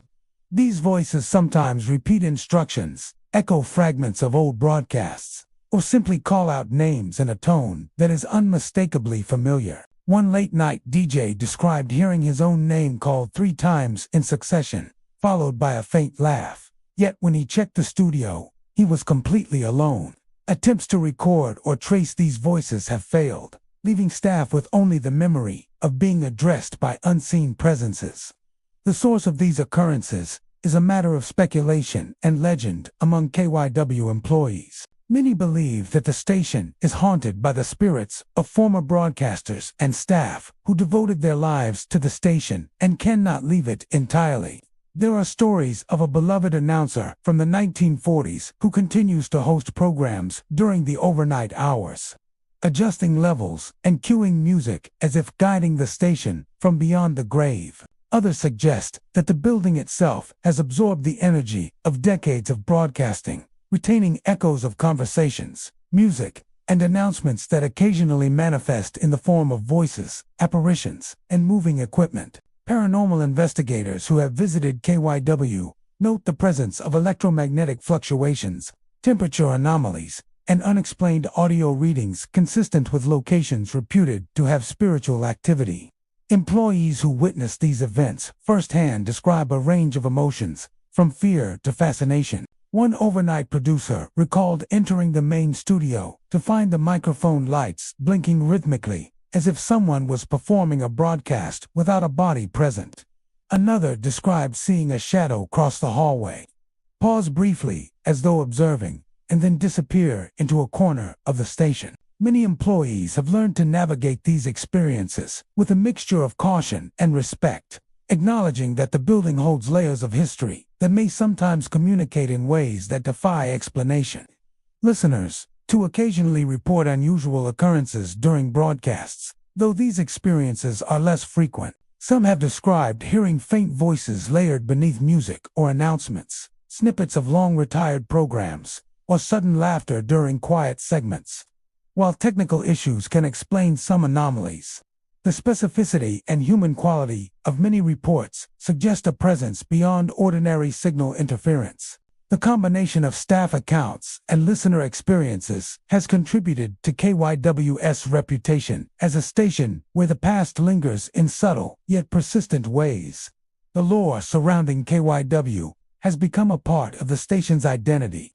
Stories of phantom broadcasters, moving equipment, and voices from the past are passed along from veteran staff to newcomers, often shared with a mixture of humor, reverence, and caution. New employees are advised that the overnight hours are different, that the station seems to come alive with echoes of the past, and that what they hear or see may not always have a logical explanation. The tales serve not only as warnings but as a connection to the station's rich heritage, reminding everyone that the building is more than just a workplace. It is a living repository of decades of broadcasts, personalities, and energy. For those who spend late nights at KYW, the experience is unlike any other. The hum of control boards, the soft glow of studio lights, and the occasional flicker of a microphone create an environment where past and present seem to converge. Apparitions wander through hallways, voices call out names from decades earlier, and equipment behaves as if guided by unseen hands. These phenomena serve as a reminder that the station's legacy is alive in more ways than one. WTOP Radio is a place where history lingers just beyond the edge of perception. Even when the microphones are silent and the city outside sleeps, the presence of former broadcasters, the shifting of equipment, and the disembodied voices continue to manifest. At KYW, the past is never truly gone. It remains in the hallways, in the control rooms, and in the very air of the station, quietly observing, occasionally interacting, and reminding all who work there that the spirit of the station endures. KSL Radio in Salt Lake City, Utah, has long been a cornerstone of broadcasting in the region, delivering news, talk shows, and music to listeners across the state. With a history spanning decades, the station has become known not just for its programming, but for the unique experiences reported by those who work the late-night and overnight shifts. Employees often speak of strange occurrences that defy explanation, static that transforms into whispers, shadowy figures appearing behind soundboards, and messages delivered by voices no one recognizes. These reports have made KSLA station shrouded in both reputation and mystery, where the boundary between the living and the unseen seems to blur after dark. Staff working the graveyard shift are the most frequent witnesses to KSL's paranormal activity. One of the most commonly reported experiences involves static transforming into coherent whispers. During quiet periods, microphones or speakers will suddenly produce a low-level hiss, which, over time, begins to form words or short phrases. Operators describe hearing names, song requests, or even complete sentences emerging from what initially seems like nothing more than interference. One overnight engineer recounted a moment when static slowly coalesced into a faint, melodic voice urging, "Play the old records," spoken in a tone that reminded him of the station's early announcers. Efforts to trace the sounds to wiring, signal issues, or software malfunctions invariably fail, leaving only the chilling presence of something unexplainable. Shadowy figures behind soundboards are another phenomenon frequently reported. Employees working late into the night often feel the sensation of being watched, only to glimpse a dark figure at the edge of their vision. These figures are rarely solid, often appearing translucent or slightly distorted, yet they move with purpose. One producer described seeing a silhouette of a person standing behind the main mixing console, adjusting levels as if preparing for a broadcast that was never scheduled. When she turned to speak, the figure vanished, leaving the console blinking and functioning normally. Many who have seen these apparitions report a deep sense of recognition, as though the figures are former staff members or long-departed personalities from the station's history. Adding to the station's mysterious reputation are messages delivered by voices no one recognizes. Sometimes, a broadcast microphone will pick up a clear and deliberate voice, calling out instructions or observations. Despite the studio being empty, one late-night DJ remembered cueing a song when the microphone captured someone whispering, "Check the levels carefully," in a tone that carried both authority and familiarity. Attempts to identify the source invariably fail. The words are precise, coherent, and often contextually relevant, leading staff to wonder if the voices belong to individuals who once worked at KSL or something else entirely. Many employees believe that KSL is haunted by the echoes of its past. Stories circulate of former broadcasters and engineers who spent decades at the station and never truly left. The building itself, saturated with years of radio transmissions, may retain residual energy that manifests in these subtle, sometimes startling ways. Paranormal investigators who have examined the station often note unusual electromagnetic fluctuations, temperature anomalies, and audio readings that defy conventional explanation. Whether these experiences are caused by spirits, residual energy, or something beyond scientific understanding, the accounts are consistent and persistent. Staff who witness these phenomena often describe a mixture of awe and unease. One overnight engineer recalled entering the control room to find all the monitors flickering in a pattern that seemed deliberate, as if someone or something was performing a broadcast in miniature. Another producer recounted walking past a studio archive and seeing a shadowy figure leaning over a shelf, examining old tapes before fading into darkness. Many employees have learned to treat these experiences with respect, often pausing to acknowledge the presence, while others rely on humor or casual indifference to cope with the long hours and eerie occurrences. Listeners have occasionally reported oddities as well. Some claim to have heard whispers layered beneath regular programming, faint messages, or songs that play unexpectedly. evoking the tone of broadcasts from decades ago, while skeptics attribute these anomalies to technical glitches or interference. The specificity, consistency, and human quality of many of these experiences suggest something more. The reports from listeners, combined with employee accounts, have solidified KSL's reputation as a station where history and mystery intertwine. The lore surrounding KSL has become an integral part of the station's culture. Veteran staff shared tales of whispering static, fleeting apparitions, and unexplained voices with newcomers, often blending humor with reverence. The station's ghost stories are passed down as cautionary, yet fascinating, lessons, reminding late-night employees that the building holds layers of history and energy that occasionally manifest in the most unexpected ways. These stories serve both as warnings and as a connection to the station's long-standing legacy, where each broadcast, each voice, and each sound leaves a lasting imprint. For those who spend nights at KSL, the experience is unlike any other. The hum of equipment, the flickering of control lights, and the occasional whisper of static create an environment where past and present seem to overlap. Shadowy figures move just beyond the edge of vision. Voices speak from microphones without explanation, and equipment behaves as if guided by unseen hands. The station becomes more than a workplace. It becomes a bridge to the past, where history, energy, and perhaps spirits converge. Even when the city outside sleeps and the microphones fall silent, KSL radio remains alive in ways most cannot perceive. Apparitions glide behind soundboards. Static transforms into messages, and unknown voices call out across the studios, reminding employees that the station is more than a building. It is a living archive of decades of broadcasts, personalities, and memory, where the past refuses to fade and continues to reach out to those who remain after dark. At KSL, history and mystery coexist, whispering from the airwaves and shadows alike, ensuring that no late-night shift is ever truly empty. WBBM Radio in Chicago, Illinois, has been a cornerstone of the city's broadcasting history for nearly a century, delivering news, talk shows, and music to countless listeners.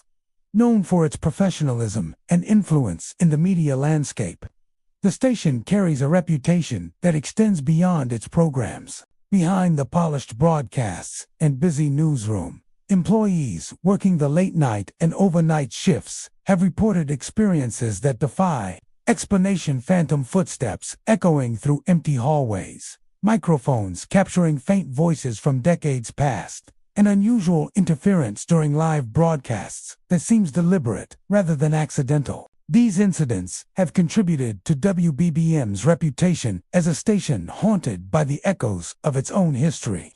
One of the most frequently reported phenomena involves phantom footsteps. Staff working after hours often hear the soft, deliberate sound of someone walking along hallways or through the studios, even when no one else is present. These footsteps can be slow and measured, pacing across the floorboards in a rhythm that seems almost purposeful. Several overnight engineers have recounted situations where they followed the sound only to find empty hallways and closed doors. One producer described hearing footsteps approach the main control room, pause briefly, and then retreat down the corridor, leaving the building eerily silent once more. For many, the experience is unsettling, particularly in the quiet hours when the hum of equipment is the only other sound. Another hallmark of WBBM's strange activity is the microphones picking up voices from the past. Employees report that during silent periods, or even while broadcasting, their microphones capture faint conversations, announcements, or commentary that seem to originate from decades ago. One overnight DJ recalled queuing up a pre-recorded news segment when the microphone unexpectedly transmitted a weather report in the voice and style of a broadcaster who had passed away many years prior. Engineers have attempted to trace the source, checking wiring, recording devices, and live feeds. Yet no technical explanation has ever been found. The voices often carry distinct accents and phrasing indicative of older broadcasts, adding to the eerie sense that the station's history is reaching across time. Live broadcasts themselves have occasionally been disrupted by strange interference. This interference is not the static typical of technical malfunction. Rather, it often carries a rhythmic or patterned quality, as though someone or something is interacting with the broadcast intentionally. Staff have reported hearing fragments of old programs, brief musical cues from past decades, or distorted voices layered over live transmissions. One senior technician described a segment where every microphone in the studio briefly picked up a faint, overlapping conversation before returning to normal, despite all equipment functioning properly. The consistency and specificity of these disturbances suggests more than random electrical noise or technical glitches, reinforcing the notion of a presence connected to the station's past. Many staff members believe that WBBM is haunted by former broadcasters and employees who spent decades within its walls. Stories abound of announcers, DJs, and engineers who dedicated their lives to the station and may still linger, guiding or observing the activities of the living. One tale tells of a beloved 1940s radio announcer whose voice occasionally emerges during late-night segments, giving instructions or commentary as if continuing his work from beyond the grave. Others suggest that the station itself, steeped in the energy of decades of broadcasts, may retain residual impressions of voices, footsteps, and activity that occasionally manifest to those present. Paranormal investigators who have examined WBBM note unusual electromagnetic readings, temperature anomalies, and audio phenomena consistent with haunted locations, lending credibility to these claims. Employees who encounter these events often describe a mixture of fear and fascination. One late-night engineer recounted entering the studio to find the mixing board lights flickering rhythmically, as if someone were conducting a broadcast. Another recalled seeing a shadow cross the hallway near the archives, pausing for a moment before vanishing into the darkness. While unnerving, many staff have learned to accept these occurrences as part of the station's character, viewing them as a living connection to the generations of broadcasters who built WBBM's legacy. Some even treat them with humor, joking about the night shift ghosts while quietly respecting their presence. Listeners have occasionally noticed unusual anomalies during broadcasts as well. Reports include faint voices under music, brief fragments of old programming, or interference that sounds almost deliberate. While some incidents are easily attributed to technical problems, others defy conventional explanation. The specificity and human quality of these disturbances suggest a presence that goes beyond ordinary signal issues, creating an eerie but compelling layer to WBBM's on-air history. The stories of hauntings at WBBM have become part of the station's culture, passed from one generation of staff to the next. Veteran employees share accounts of phantom footsteps, voices from the past, and strange interference with newcomers, often blending caution with fascination. These tales serve not only as warnings but as a reminder of the station's long and storied history, where every broadcast, every personality, and every sound leaves a lasting imprint on the building and its airwaves. Working at WBBM during late-night hours offers a unique experience. The soft hum of equipment, the flickering of studio lights, and the occasional unexplained sounds create an environment where the past and present seem to intersect.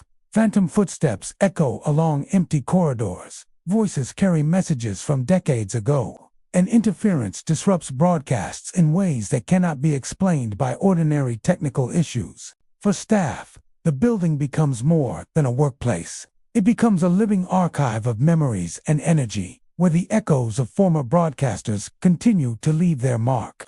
Even when the city outside sleeps and the microphones are silent, WBBM radio remains alive in ways few can perceive. Phantom footsteps traverse the hallways, long-departed voices speak through microphones, and interference carries whispers from the past across the airwaves.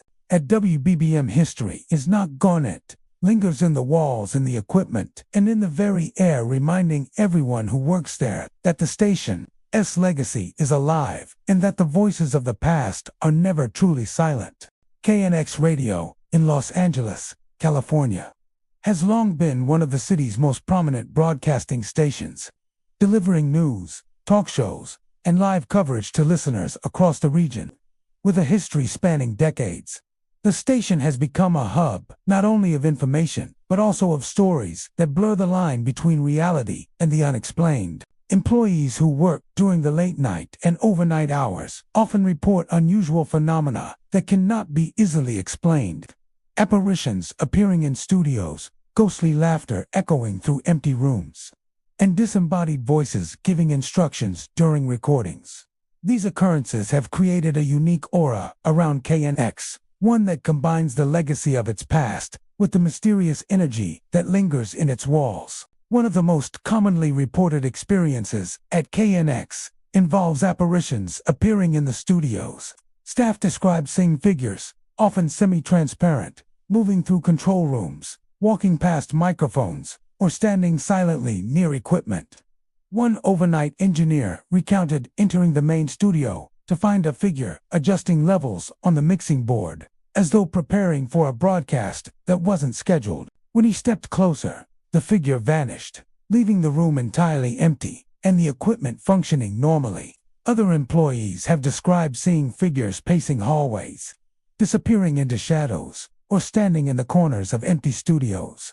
These apparitions often resemble former staff members or broadcasters from decades past, dressed in attire from earlier eras, reinforcing the sense that the station's history is very much alive. Ghostly laughter is another recurring phenomenon at KNX, particularly in the quiet hours when most of the city is asleep.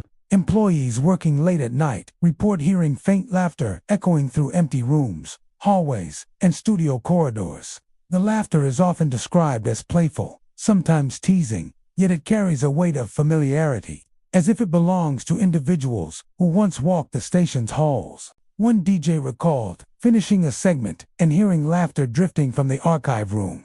Despite the space being completely empty, the sound would rise and fall in volume, moving through the building in a way that felt intentional rather than random. Some staff admit that the laughter, while initially unnerving, has become strangely comforting, a reminder of the station's long and storied past. Perhaps the most unsettling experiences involve voices giving instructions during recordings or when microphones are otherwise inactive.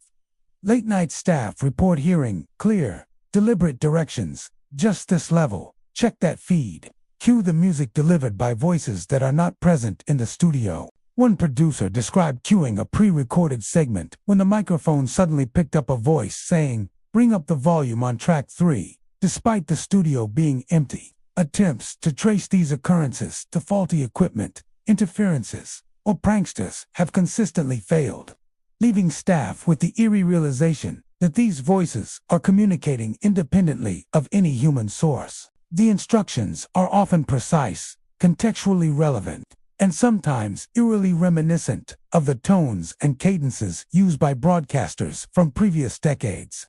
Many employees believe that KNX is haunted by the spirits of its former staff and broadcasters.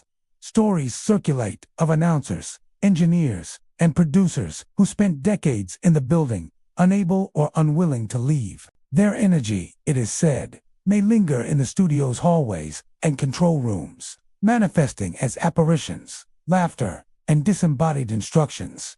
Some longtime employees report feeling a presence guiding their work, ensuring that broadcasts continue smoothly even in the late hours. Paranormal investigators who have explored the station have documented unusual electromagnetic readings, unexplained temperature fluctuations, and audio anomalies consistent with locations known for spiritual activity. These findings lend credibility to the belief that KNX harbors more than just memories. It harbors echoes of the people who created its legacy. Employees who experience these phenomena often describe a mixture of fear, fascination, and respect. One late-night engineer recalled entering the control room to find all the studio lights flickering in sequence, while a faint, ghostly voice provided instructions in a calm and measured tone. Another producer described seeing a shadow move across the main studio, pause as if observing, and then dissipate into the darkness. While initially unsettling, many staff members have learned to accept these occurrences as part of the station's character. Some approach them with humor, joking about the late-night visitors, while others view them as a connection to the station's history and a reminder that KNX is more than just a workplace. Listeners, too, occasionally notice unusual occurrences during broadcasts. Though these incidents are far less common than those reported by staff, some have described hearing faint laughter layered beneath music or commentary, snippets of voices that do not match the current program, or brief interruptions that resemble instructions or announcements from the past. While some anomalies can be attributed to technical issues or signal interference, others are too precise and human to be easily explained, suggesting that KNX's mysterious energy occasionally reaches beyond the station's walls and into the listening audience. The lore surrounding KNX has become an integral part of the station's culture. Veteran staff pass down stories of ghostly laughter, apparitions, and disembodied voices to newcomers. Blending caution with fascination, the tales serve both as warnings and as reminders of the station's long history, creating a shared understanding that late-night hours can be unlike any other. These stories also reinforce a sense of continuity, connecting the present staff with the generations of broadcasters, engineers, and announcers who shaped KNX's identity. Working the overnight shift at KNX is a unique experience. The low hum of equipment, the flicker of studio lights, and the occasional unexplained sounds combine to create an atmosphere where past and present seem to coexist. Apparitions drift behind soundboards, laughter echoes through empty rooms, and voices offer guidance that is at once familiar and impossible to trace. For those who spend hours in the quiet of the building, KNX becomes more than a station. It becomes a living archive of memory, energy, and history. Even when the city outside sleeps and the microphones fall silent, KNX remains alive in ways that most cannot perceive. Apparitions glide through studios, ghostly laughter drifts through hallways, and disembodied voices offer instructions to those who remain after dark. At KNX, the past is never truly gone. It lingers in the air, in the equipment, and in the very walls, reminding staff that the station's legacy endures and that those who built it continue to make themselves known long after their time. KQED Radio in San Francisco, California, is widely regarded as a pioneer in public broadcasting, known for its in-depth news coverage, cultural programming, and educational shows that reach audiences across the Bay Area. While its daytime broadcasts operate smoothly and professionally, the station takes on a markedly different character during late-night and overnight hours. Operators working these quiet shifts often report experiences that are difficult to explain. Unexplained sounds echoing through the studios, shadowy forms gliding past equipment, and static that sometimes resolves into whispers. These accounts have given KQED a reputation as a station where the past lingers and where unseen presences may continue their work long after human staff have departed. One of the most frequently reported phenomena at KQED involves unexplained sounds that seem to originate from nowhere. Staff describe hearing the soft hum of machinery that isn't on, distant footsteps echoing through empty hallways, and faint thuds or clicks near the control room. One overnight engineer recounted sitting at his console when he distinctly heard a typewriter-like tapping coming from the archive room, though the area was completely unoccupied. Others have reported hearing the rustle of papers, doors opening and closing, or the faint echo of conversations long past. These sounds are often subtle but persistent, creating an eerie sense that the station is alive with activity even when all employees are accounted for. Shadowy forms passing through the studios are another hallmark of KQED's mysterious activity. Operators often catch glimpses of fleeting shapes at the edges of their vision, appearing near control panels or moving past the windows of the main broadcast room. One DJ described noticing a dark silhouette glide past a glass partition while adjusting a microphone, only to disappear when he tried to get a closer look. Other staff members have reported seeing these forms linger near equipment or float down hallways before fading into darkness.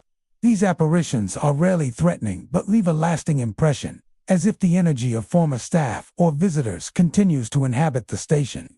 The presence of these forms gives the impression that KQED, while modern and technologically advanced, is also deeply connected to its history. Perhaps the most unsettling phenomenon involves static that seems to speak during quiet periods. Microphones or monitors sometimes pick up bursts of white noise that gradually resolve into faint, intelligible whispers. Operators have reported hearing names, instructions, or fragments of sentences from voices that cannot be traced to anyone present. One engineer described recording a test segment only to hear a whispered, "Adjust the gain, Alex," coming through the playback, despite no one else being in the room. The messages often feel contextually aware, sometimes providing guidance or commentary that seems directly relevant to ongoing work. Staff have learned to treat these auditory anomalies with caution, as they can appear suddenly and vanish just as quickly, leaving a lingering sense of unease. Many employees believe that KQED's unusual occurrences are connected to its long history. The station has been a hub of innovation and education for decades, and countless broadcasters, engineers, and staff have dedicated years of their lives to its operations. Some speculate that the experiences reported by late-night operators are the echoes of these individuals, their energy lingering in the building and manifesting in ways perceptible to the living. Paranormal investigators who have visited KQED note unusual electromagnetic readings, sudden temperature drops, and audio anomalies consistent with other locations known for spectral activity. While skeptics often point to fatigue, imagination, or technical quirks as explanations, the consistency of reports across different staff members suggests that something more enigmatic may be at work. Employees who encounter these phenomena often describe a complex mixture of fear, fascination, and respect. One overnight DJ recalled entering the main studio to find a shadow drifting past the mixing console, accompanied by a soft whisper providing instructions for a segment long since aired. Another engineer described hearing footsteps pacing behind him in the hallway, followed by faint, unintelligible murmurs that seemed to come from nowhere. While initially unsettling, many staff have learned to accept these experiences as part of KQED's unique atmosphere. Some joke about the apparitions, referring to them as the after-hours team, while others quietly acknowledge that the station's history is alive in ways beyond their understanding. Listeners occasionally notice anomalies during broadcasts as well, though these reports are less common. Some have mentioned hearing faint whispers beneath music, brief fragments of past programs, or unusual static that resolves into discernible words. While some instances can be explained as technical glitches, others possess a human-like quality that defies conventional reasoning. These shared experiences between staff and listeners reinforce KQED's reputation as a station where history and mystery coexist, particularly after the building empties for the night. The lore surrounding KQED has become an integral part of its culture. Veteran employees pass down stories of unexplained sounds, shadowy forms, and whispering static to newcomers. Blending humor, caution, and reverence, these tales serve as reminders that the station behaves differently during late-night hours, that its walls and equipment carry echoes of decades of broadcasts, and that the past is never fully gone. They also foster a sense of continuity, linking current staff with generations of broadcasters who helped shape the station's identity. Working the late-night shift at KQED is an experience unlike any other. The soft hum of monitors, the glow of control panels, and the occasional unexplained event create an environment where past and present converge. Shadowy figures glide past studios, static speaks in faint whispers, and sounds emerge from empty hallways, leaving staff to navigate a building steeped in memory and mystery. For those spending long hours alone in the quiet, KQED becomes more than a radio station. It becomes a living archive of sound, energy, and legacy. Even when the microphones are silent and San Francisco sleeps, KQED continues to resonate in ways few can perceive. Shadowy forms drift through studios, whispers emerge from static, and unexplained sounds echo through the halls. At KQED, the past lingers in the air, in the walls, and in the equipment itself, quietly observing, sometimes interacting and ensuring that the voices and energy of those who built the station remain alive. WFAA Radio in Dallas, Texas, has long been a major source of news, music, and talk programming for listeners across the region. With decades of broadcasting history, the station has earned a reputation for professionalism and reliability. But behind its polished on-air presence lies a more mysterious side that only late-night staff seem to witness. During the quiet hours, employees report experiences that defy explanation. Phantom voices of former employees echoing through empty studios, shadows moving independently of any person, and equipment activating on its own, as if guided by unseen hands. These incidents have fostered a sense of both awe and unease among those who work the overnight shifts, adding an eerie layer to WFAA's long legacy. One of the most frequently reported phenomena at WFAA involves phantom voices. Staff working late at night often hear names being called, casual conversations, or instructions spoken in tones that feel familiar yet are untraceable. One overnight DJ recalled preparing for a news segment when a clear voice whispered, "Cue the next track," despite no other person being present in the studio. Engineers have checked microphones, feeds, and communication lines, yet no explanation has been found. The voices sometimes resemble former employees, with phrasing and cadences reminiscent of earlier eras of broadcasting. Some staff even report hearing fragments of past shows, old announcements, or chatter about events that occurred decades ago, creating the impression that the station's history continues to play out silently alongside its current operations. Moving shadows are another common experience for overnight employees. Staff often feel the presence of someone in the room, only to glimpse a dark shape-shifting across walls or past doorways. These shadows appear at the periphery of vision, disappearing when approached directly, and often seem to move with purpose, pausing near desks or equipment before vanishing entirely. One engineer described walking past the main control room and noticing a shadowy figure leaning over the soundboard, only for it to vanish the moment he turned to face it. Another reported seeing a silhouette move through a hallway adjacent to the studios, accompanied by a faint sensation of being watched. These encounters leave a lasting impression, suggesting that the building itself may retain the energy of those who spent years working within its walls. Equipment at WFAA often behaves inexplicably during late-night hours. Microphones turn on without command, mixing consoles adjust themselves, and recording devices occasionally play segments that were not cued. One producer recounted entering a studio to find a monitor flickering on and off in a precise pattern, accompanied by faint static that sounded almost like whispered instructions. Attempts to trace these incidents to electrical issues, software malfunctions, or human error have consistently failed. Many employees believe that WFAA's unusual occurrences are tied to its long history and the countless people who have passed through its halls. Stories circulate of broadcasters, engineers, and administrative staff who devoted decades of their lives to the station and may linger in spirit, maintaining a presence that becomes most noticeable when the building is quiet. Some suggest that the station itself, saturated with years of sound and energy, acts as a vessel for residual impressions, manifesting in voices, shadows, and the autonomous operation of equipment. Paranormal investigators who have explored WFAA report unusual electromagnetic readings, temperature fluctuations. For employees who experience these phenomena, the encounters are often a mixture of fear, curiosity, and fascination. While unnerving, many staff members have learned to treat these experiences with a mixture of caution. Listeners have occasionally reported odd experiences during broadcasts as well. Some describe hearing faint voices under music or dialogue, snippets of old programs, or unusual interference that seems deliberate rather than technical.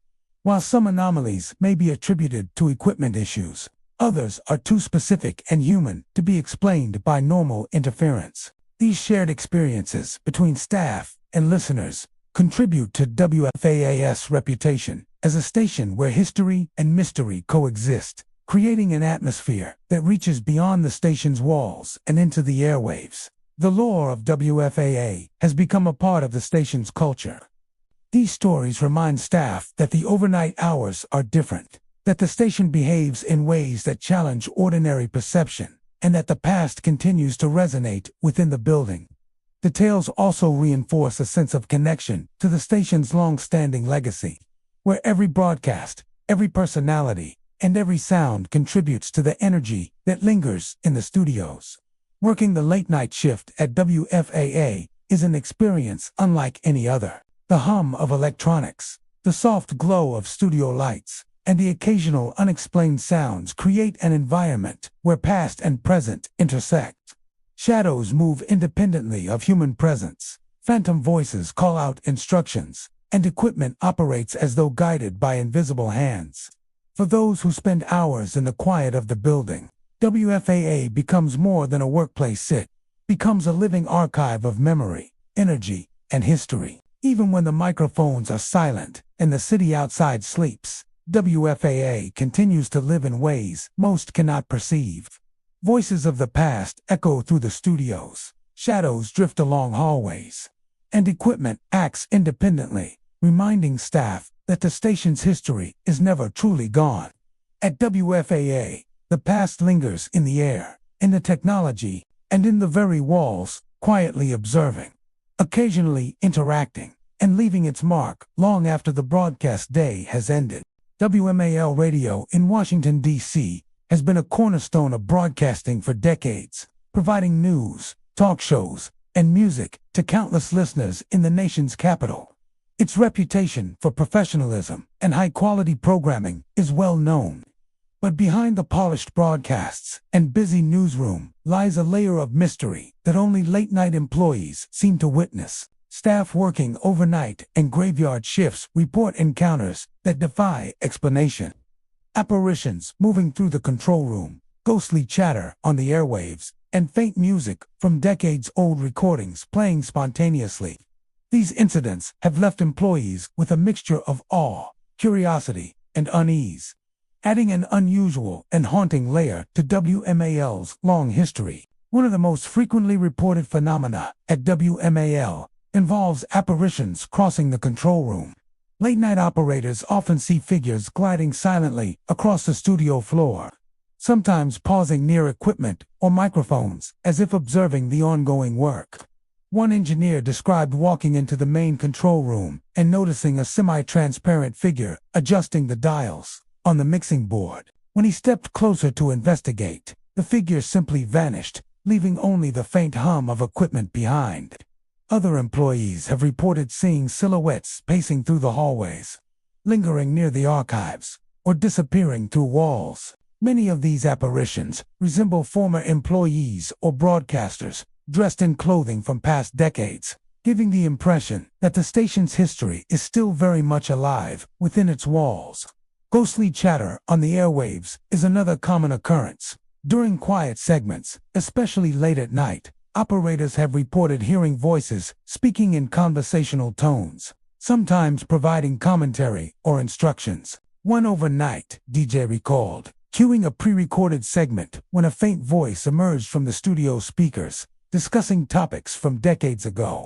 Engineers have investigated these occurrences extensively, checking all audio lines, recordings, and feeds. Yet no technical explanation has ever been found. The voices often carry a familiarity that is unsettling, as if the station's former staff are still present, observing the current broadcast, or perhaps attempting to contribute from beyond. Perhaps most eerie are the instances when faint music from old recordings plays spontaneously.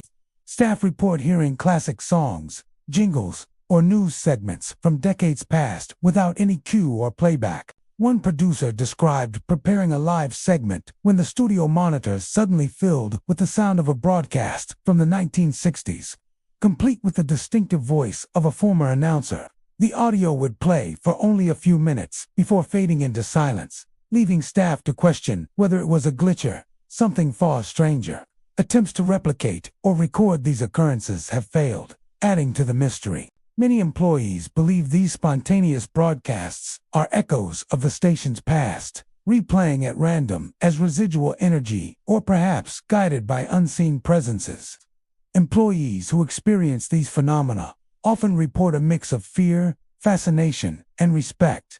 One overnight engineer recounted entering the archive room and hearing muffled voices giving instructions for a broadcast that had occurred decades earlier. Another DJ described noticing a shadow cross the main control room, stopping briefly to observe before moving on and disappearing. While unnerving, many staff have grown accustomed to these occurrences, seeing them as part of WMAL's unique character. Some even approach them with a sense of humor, referring to them as the night shift visitors, while others accept them as a reminder that the building is more than a workplace. It is a living repository of decades of broadcasts and memories. Many believe that WMAL is haunted by the spirits of former employees who devoted their lives to the station. Stories circulate of announcers, engineers, and producers who never truly left, continuing to linger in the studios, hallways, and control rooms. Paranormal investigators who have visited the station report unusual electromagnetic readings, unexplained audio anomalies, and temperature fluctuations consistent with haunted locations. Whether the experiences are caused by spirits, residual energy, or something beyond scientific understanding, the reports are remarkably consistent among employees who work the late-night hours. Listeners, too, have occasionally noticed anomalies during broadcasts. Though these experiences are less frequent than staff reports, some have described hearing faint voices under music or commentary, snippets of old programming, or sudden bursts of static that resolve into recognizable words or phrases. While some incidents can be attributed to technical interference, others are too precise and human to be explained conventionally. These shared experiences create a sense of connection between staff and the listening audience, suggesting that WMAL's mysterious energy occasionally reaches beyond the studio itself. The lore surrounding WMAL has become an integral part of the station's culture. Veteran employees share stories of apparitions, ghostly chatter, and spontaneous music with newcomers, blending caution, humor, and reverence. These tales serve as reminders that the overnight hours are different, that the building can behave in ways that challenge ordinary perception, and that the past is never truly gone. The stories also reinforce the connection to the station's long-standing legacy, where every broadcast, every voice, and every sound contributes to the ongoing energy of the place. Working the overnight shift at WMAL is an experience unlike any other. The soft glow of studio lights, the hum of equipment, and the occasional unexplained sounds create an environment where the past and present seem to intersect. Apparitions drift through control rooms, ghostly voices carry messages from long-departed staff, and old recordings play as if the station itself is recalling its history. For those who spend hours in the quiet of the building, WMAL becomes more than a workplace. It becomes a living archive of memory, energy, and tradition. Even when the microphones are silent and the city outside sleeps, WMAL continues to exist in ways that most cannot perceive. Shadows move across studios, ghostly chatter emerges on the airwaves, and faint music from past recordings drifts through the building, reminding employees that the station's history is alive. At WMAL, the past lingers in the air, in the equipment, and in the very walls, quietly observing, occasionally interacting, and ensuring that the voices of those who came before are never truly gone. KFRC Radio in San Francisco, California, has been a staple of Bay Area broadcasting for decades, known for its music programs, news segments, and iconic DJs who have shaped the station's identity behind the polished airwaves and bustling studios. However, a darker, more mysterious layer exists, one that only late-night staff and a few observant listeners seem to experience. Reports from employees describe strange occurrences, voices of past DJs during dead air, shadowy figures moving behind control consoles, and static that suddenly forms into coherent messages. These unusual phenomena have contributed to KFRC's reputation as a station where the past never truly leaves. One of the most frequently reported experiences involves the voices of DJs from decades past. Staff working overnight or graveyard shifts often hear familiar tones, phrases, or announcements during moments of dead air, long after the broadcast should have ended. One late-night DJ recounted queuing up a news segment when the microphone suddenly transmitted a voice from the 1960s, speaking in a style and cadence unmistakably that of a former station personality. Engineers have inspected equipment, audio feeds, and digital archives, yet the source remains untraceable. The voices often offer commentary, give instructions, or even call out the names of current staff, creating the unnerving impression that the station's former occupants continue to perform their work from beyond. Shadowy figures behind consoles are another frequent occurrence. Employees describe glimpsing silhouettes moving across the studio, appearing behind mixing boards, or walking past the main control room, only to vanish when approached. One producer recalled entering the sound booth and noticing a dark figure adjusting dials on the mixing console. When he turned fully to confront it, the figure had disappeared, leaving only the faint hum of active equipment. Others report seeing similar forms moving along hallways or hovering near archives, seemingly observing the current staff at work. These figures often carry the impression of former employees, dressed in the attire of previous decades, suggesting that KFRC's history remains embedded in its physical space. Perhaps the most mysterious experiences involve unexplained static that suddenly forms into recognizable messages during moments of silence or while monitoring feeds. Operators have reported static growing into audible words, phrases, or even short sentences.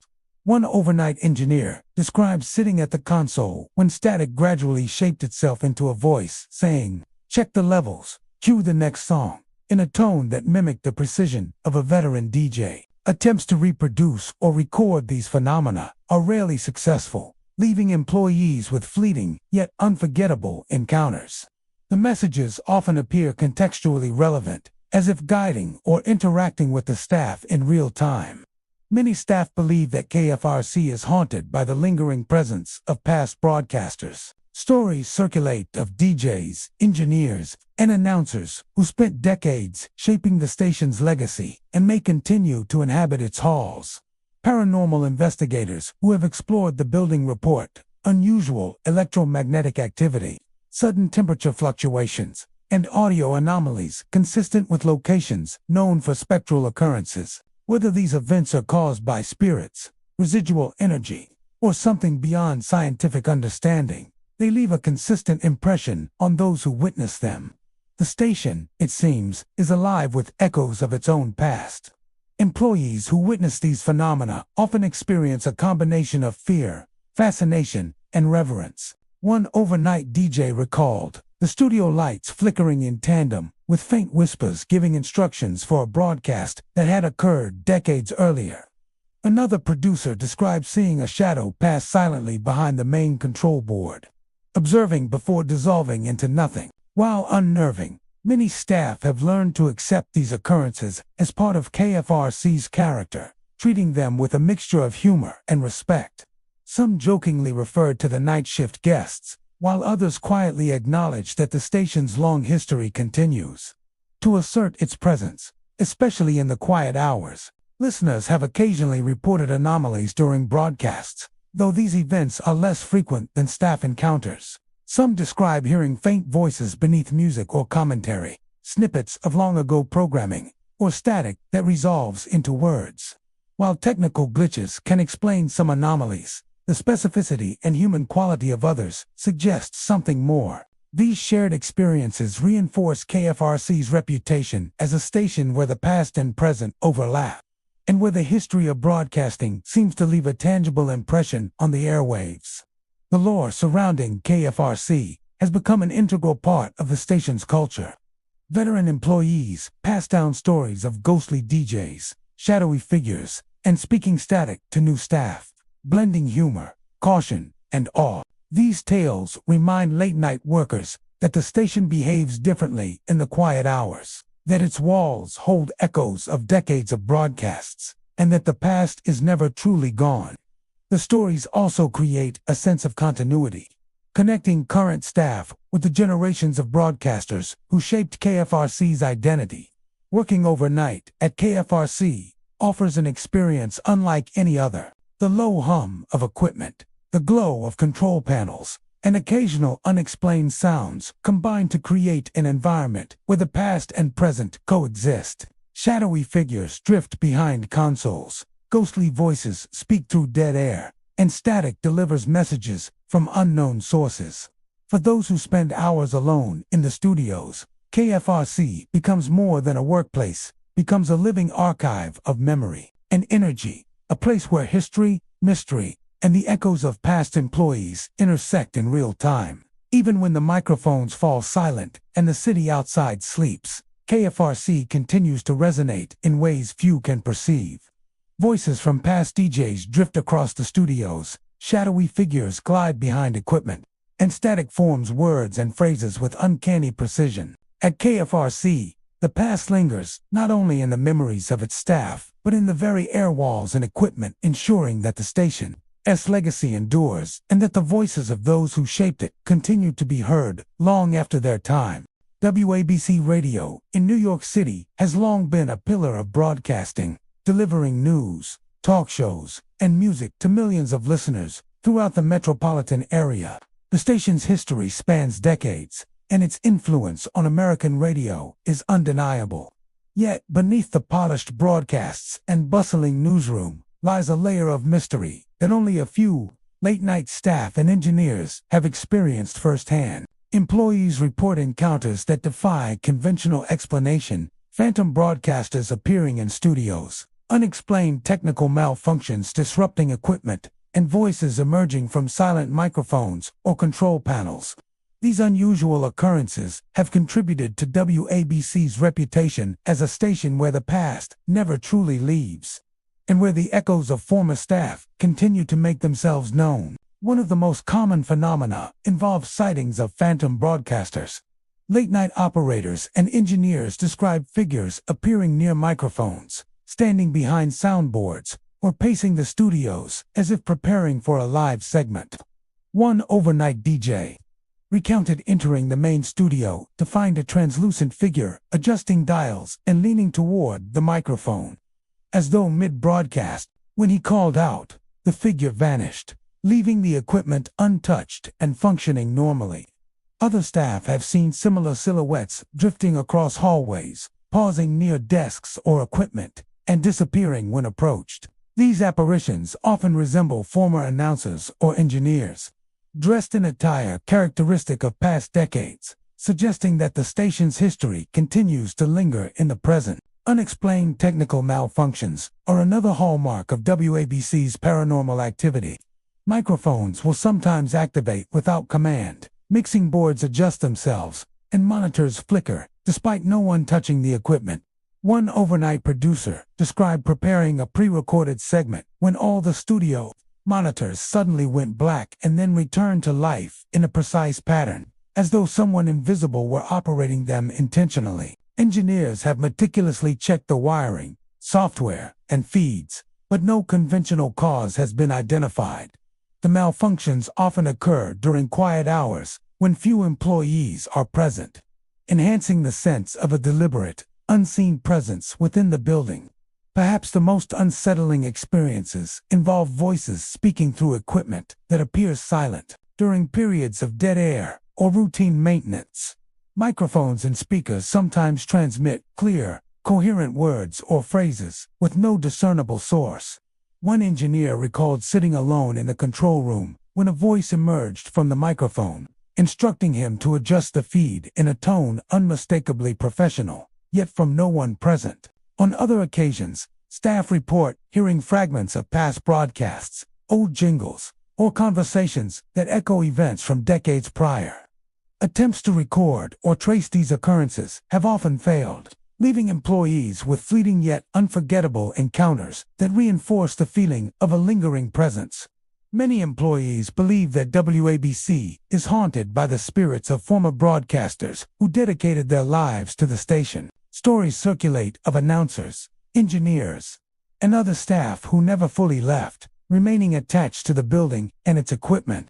Paranormal investigators who have visited WABC report unusual electromagnetic readings, inexplicable temperature fluctuations, and audio anomalies consistent with locations known for spectral activity. Whether these phenomena result from spirits, residual energy, or something beyond current scientific understanding.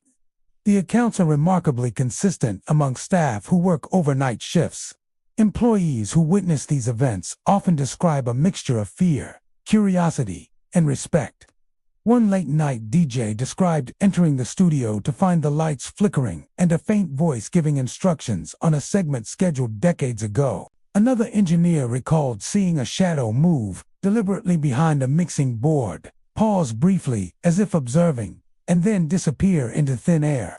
While unnerving, many staff have learned to accept these occurrences as part of WABC's unique character, approaching them with a combination of caution and humor. Some jokingly refer to these presences as the night shift team from the past, while others quietly acknowledge that the station's history is alive and active, particularly during the quiet hours. Listeners occasionally notice anomalies during live broadcasts, though these experiences are far less frequent than staff reports. Some have described hearing faint voices beneath music or commentary, snippets of past programs, or technical disturbances that appear intentional rather than accidental.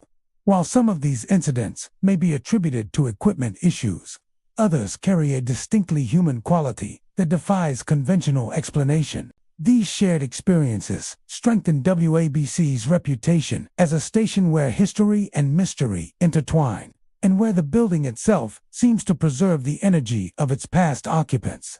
The lore surrounding WABC has become an integral part of the station's culture. Veteran employees pass down stories of phantom broadcasters, unexplained technical malfunctions, and voices speaking through silent equipment to newcomers, blending caution, respect, and a touch of humor. These accounts remind late-night staff that the building behaves differently after hours, that it holds echoes of decades of broadcasts, and that the past is never truly gone. The stories create a sense of continuity, connecting current employees to generations of broadcasters who shaped WABC's identity and leaving a lasting impression on anyone who works overnight. Working the late-night shift at WABC is an experience unlike any other. The soft hum of equipment, the glow of studio lights, and the occasional unexplained occurrences combine to create an environment where past and present intersect. Phantom broadcasters drift through studios, technical malfunctions seem intentional, and voices emerge from silent equipment, leaving staff to navigate an atmosphere filled with both history and mystery. For those who spend hours in the quiet of the building, WABC becomes more than a workplace. It becomes a living archive of memory, energy, and legacy. Even when the microphones are silent and the city outside sleeps, WABC continues to exist in ways few can perceive. Phantom broadcasters move through control rooms, voices speak through dormant equipment, and unexplained technical malfunctions occur with uncanny precision. At WABC, the past lingers in the walls, in the equipment, and in the air, reminding employees that the station's history is alive and that those who built it continue to make their presence known long after their time on the air has ended. KPO Radio in San Francisco, California, is one of the city's most historic broadcasting stations, with a legacy stretching back decades. Known for its news coverage, music programs, and influential DJs, KPO has shaped the airwaves and left a lasting mark on broadcasting history. Yet alongside its storied reputation, the station carries a darker, more mysterious reputation among its late-night staff. Employees working overnight shifts frequently report encounters that defy explanation. Apparitions moving across studios, strange whispers echoing through empty halls, and microphones capturing conversations that seem to come from nowhere. These experiences have given KPO a reputation as a station where the past lingers in ways both eerie and compelling. One of the most frequently reported phenomena at KPO involves apparitions moving across studios. Staff describe seeing translucent figures gliding silently past control boards, adjusting equipment, or pacing hallways before vanishing into thin air. One overnight engineer recalled walking into the main studio and noticing a shadowy form standing near the mixing console. Its posture and movements unmistakably human, yet completely invisible when approached. Other employees have reported seeing similar figures near the record library or standing by the broadcast microphones, giving the impression that former operators continue their work long after their time. These apparitions often appear at the edges of vision, just enough to be noticed, but impossible to interact with directly, leaving staff with an unsettling sense of being observed. Strange whispers in empty hallways are another common experience. Operators and engineers working late at night often hear low murmurs drifting through corridors, near studios, or even through maintenance areas where no one is present. These whispers can range from simple, unintelligible murmuring to clear instructions or names, often sounding like operators from decades past. One late-night DJ described walking past the archive room when a faint voice called his name and suggested adjusting a microphone level. The voice was clear, precise, and professional, yet the room was completely empty. Many staff report that the whispers feel contextually aware, as if the station itself or its former employees is interacting with them directly. Perhaps the most unsettling occurrences involve microphones capturing ghostly conversations. During quiet periods or routine checks, staff have found that microphones record dialogue that was never spoken in the present. One engineer described playing back a test recording only to hear a conversation between two operators discussing a broadcast that took place decades earlier. The voices were distinct, carrying the tones and inflections of past personalities. Attempts to trace these recordings to old tapes, digital glitches, or technical interference have failed, leaving employees convinced that the voices belong to the station's long-departed staff. These experiences contribute to the feeling that KPO is not just a building filled with equipment, but a living repository of memory and energy. Many employees believe that the station is haunted by the spirits of former operators who devoted their lives to broadcasting. Stories circulate of announcers, engineers, and other staff who may have never fully left the building, continuing to move through studios and interact with equipment in ways imperceptible to the untrained eye. Paranormal investigators who have visited KPO report abnormal electromagnetic readings, sudden temperature shifts, and unexplained audio anomalies phenomena commonly associated with haunted locations. Whether these events are the result of spirits, residual energy, or something beyond scientific understanding, they consistently leave a deep impression on those who witness them. Employees who experience these events often describe a mixture of fear, fascination, and respect. One overnight DJ recalled entering the control room to find the studio lights flickering while a faint conversation echoed through the monitors, giving instructions on a segment from decades earlier. Another engineer described seeing a shadow drift behind the mixing board, pausing as if observing, and then disappearing into the darkness. While initially unsettling, many staff have learned to accept these occurrences as part of KPO's unique character. Some approach them with humor, referring to the apparitions as the night shift from the past, while others quietly acknowledge that the station's history is alive and present, especially during the late-night hours. Listeners, though less frequently, have occasionally noticed anomalies during broadcasts. Some report hearing faint whispers beneath music or commentary, fragments of past programs, or static that forms into words. While certain instances can be attributed to technical glitches, others are too precise and human to be explained by conventional means. These shared experiences between staff and listeners reinforce the idea that KPO is a station where history and mystery converge, where echoes of the past remain audible to those attuned to them. The lore surrounding KPO has become an integral part of its culture. Veteran staff pass down stories of moving apparitions, whispering voices, and ghostly recordings to new employees, blending humor, reverence, and caution. These tales serve as both warnings and reminders. The station behaves differently after hours. Its walls are saturated with decades of broadcasts, and the past is never truly gone. They also create a sense of continuity. linking current employees to the generations of broadcasters who shaped KPO's identity and ensuring that its history remains alive in the present.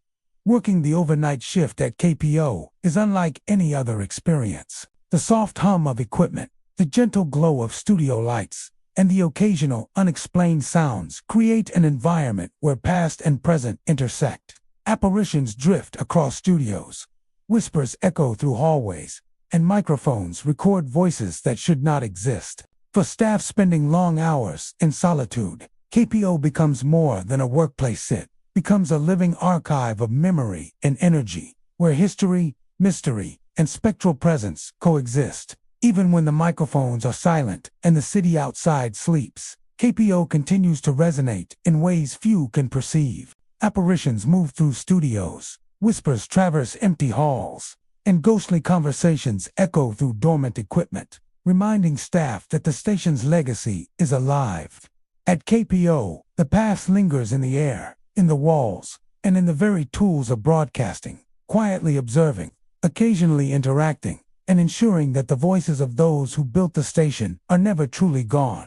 WLSA, in Chicago, Illinois, has long been a cornerstone of American radio, delivering news, talk shows, and music to millions of listeners throughout the Midwest. Its history is steeped in decades of broadcasts, legendary DJs, and influential programming that shaped both the station and the city's cultural landscape. Yet beyond the polished on-air performances and busy studios, WLSM harbors a more mysterious side, one that emerges most vividly during late-night and overnight hours. Employees report phenomena that defy explanation: phantom DJs performing on their own, voices calling out the names of past staff, and equipment mysteriously switching channels without human intervention. These experiences have contributed to the station's reputation as a place where the past never fully departs, and where the energy of former broadcasters seems to linger, echoing through the studios long after they are gone. One of the most frequently reported phenomena at WLSA involves phantom DJs seemingly performing independently. Overnight staff have recounted instances where music begins to play, announcements are made, and control boards are adjusted without anyone present. One late-night engineer described entering the main studio and seeing a semi-transparent figure at the microphone, speaking and gesturing as if conducting a live show. When the engineer approached, the figure vanished instantly, leaving the equipment perfectly functional but eerily silent. Other employees have witnessed similar scenes: records spinning on turntables, mixing boards moving in precise patterns, and broadcast lights flickering in sync, with no discernible cause. These experiences create the unnerving impression that the station's long-departed personalities continued to perform their craft even after death. Voices calling the names of past staff are another common occurrence. Operators and engineers working overnight often hear names spoken through speakers, PA systems, or even through the microphones themselves. One producer recalled hearing a voice whisper, "Check the soundboard, Mark," in a tone familiar to veteran staff, despite the room being completely empty. These calls often reference individuals who worked at WLS decades ago, sometimes including former DJs, engineers, or producers long retired or deceased. The voices are not always intrusive. In many cases, they seem almost attentive, as though the station itself or its unseen residents are monitoring the current employee's work. This blending of the past and present creates a palpable sense of history lingering in the air, as if the station remembers every person who ever contributed to its broadcasts. Perhaps the most perplexing experiences involve equipment switching channels or adjusting itself mysteriously. Employees have reported monitors changing stations, audio feeds shifting without input, and control panels operating autonomously during quiet hours. One overnight engineer described preparing a segment when the mixing console suddenly toggled between channels, routing music and announcements in ways that mimicked the station's classic programming style from decades earlier. Attempts to find technical explanations, faulty wiring, software glitches, or operator error have consistently failed, leaving staff with no rational answer. The precise timing and seemingly intentional nature of these movements give the impression of deliberate activity by an unseen presence, reinforcing the idea that WLSAM is haunted by its own past. Many employees believe these unusual occurrences are tied to the station's history and the countless people who have dedicated their careers to it. Stories circulate of DJs, engineers, and other staff who may never have fully left, continuing to inhabit the studios and hallways in ways perceptible only to those present during the late-night hours. Paranormal investigators who have visited WLSM report unusual electromagnetic fluctuations, unexplained temperature shifts, and audio anomalies consistent with locations reputed to be haunted. Whether these phenomena stem from spirits, residual energy, or forces beyond scientific understanding, the accounts are remarkably consistent among staff who work overnight shifts. Those who witness these events often experience a mixture of fear, fascination, and respect. One DJ described entering the control room to find phantom broadcast lights illuminating the studio in sync with faint, disembodied chatter, offering instructions for an old program. Another engineer recounted seeing a shadowy figure pacing behind the mixing console, pausing briefly as if observing, and then vanishing. While unnerving, many staff have learned to accept these experiences as part of WLSM's unique character. Some jokingly refer to these presences as the night shift ghosts, while others quietly acknowledge that the station's history remains alive, particularly when the building is nearly empty and the city sleeps. Listeners, though less frequently, have occasionally noticed anomalies during live broadcasts. Some report hearing faint voices beneath music or commentary, snippets of classic shows, or unusual channel changes that seem deliberate rather than accidental. While some occurrences may be attributed to technical issues, others have a distinctly human quality that cannot be explained by conventional means. These shared experiences between staff and listeners further cement WLSMS's reputation as a station where the past continues to exist alongside the present. The lore surrounding WLSM has become a central part of the station's culture. Veteran employees pass down stories of phantom DJs, ghostly voices, and self-operating equipment to new staff, blending humor, reverence, and caution. These tales serve as both warnings and reminders. The station behaves differently in the late hours. Its walls are saturated with decades of broadcasts, and the energy of past staff continues to interact with the present. They also create a sense of continuity, connecting current employees with generations of broadcasters who shape the station's identity, and leaving a lasting impression on anyone who works overnight. Working the late-night shift at WLSM offers an experience unlike any other. The soft glow of studio lights, the hum of equipment, and the occasional unexplained occurrences create an environment where past and present intersect. Phantom DJs perform unseen broadcasts, voices call the names of long-departed staff, and equipment shifts channels seemingly on its own. For those who spend hours in solitude, WLSM becomes more than a workplace sit, becomes a living archive of memory, energy, and legacy. A station where history and mystery intertwine in real time.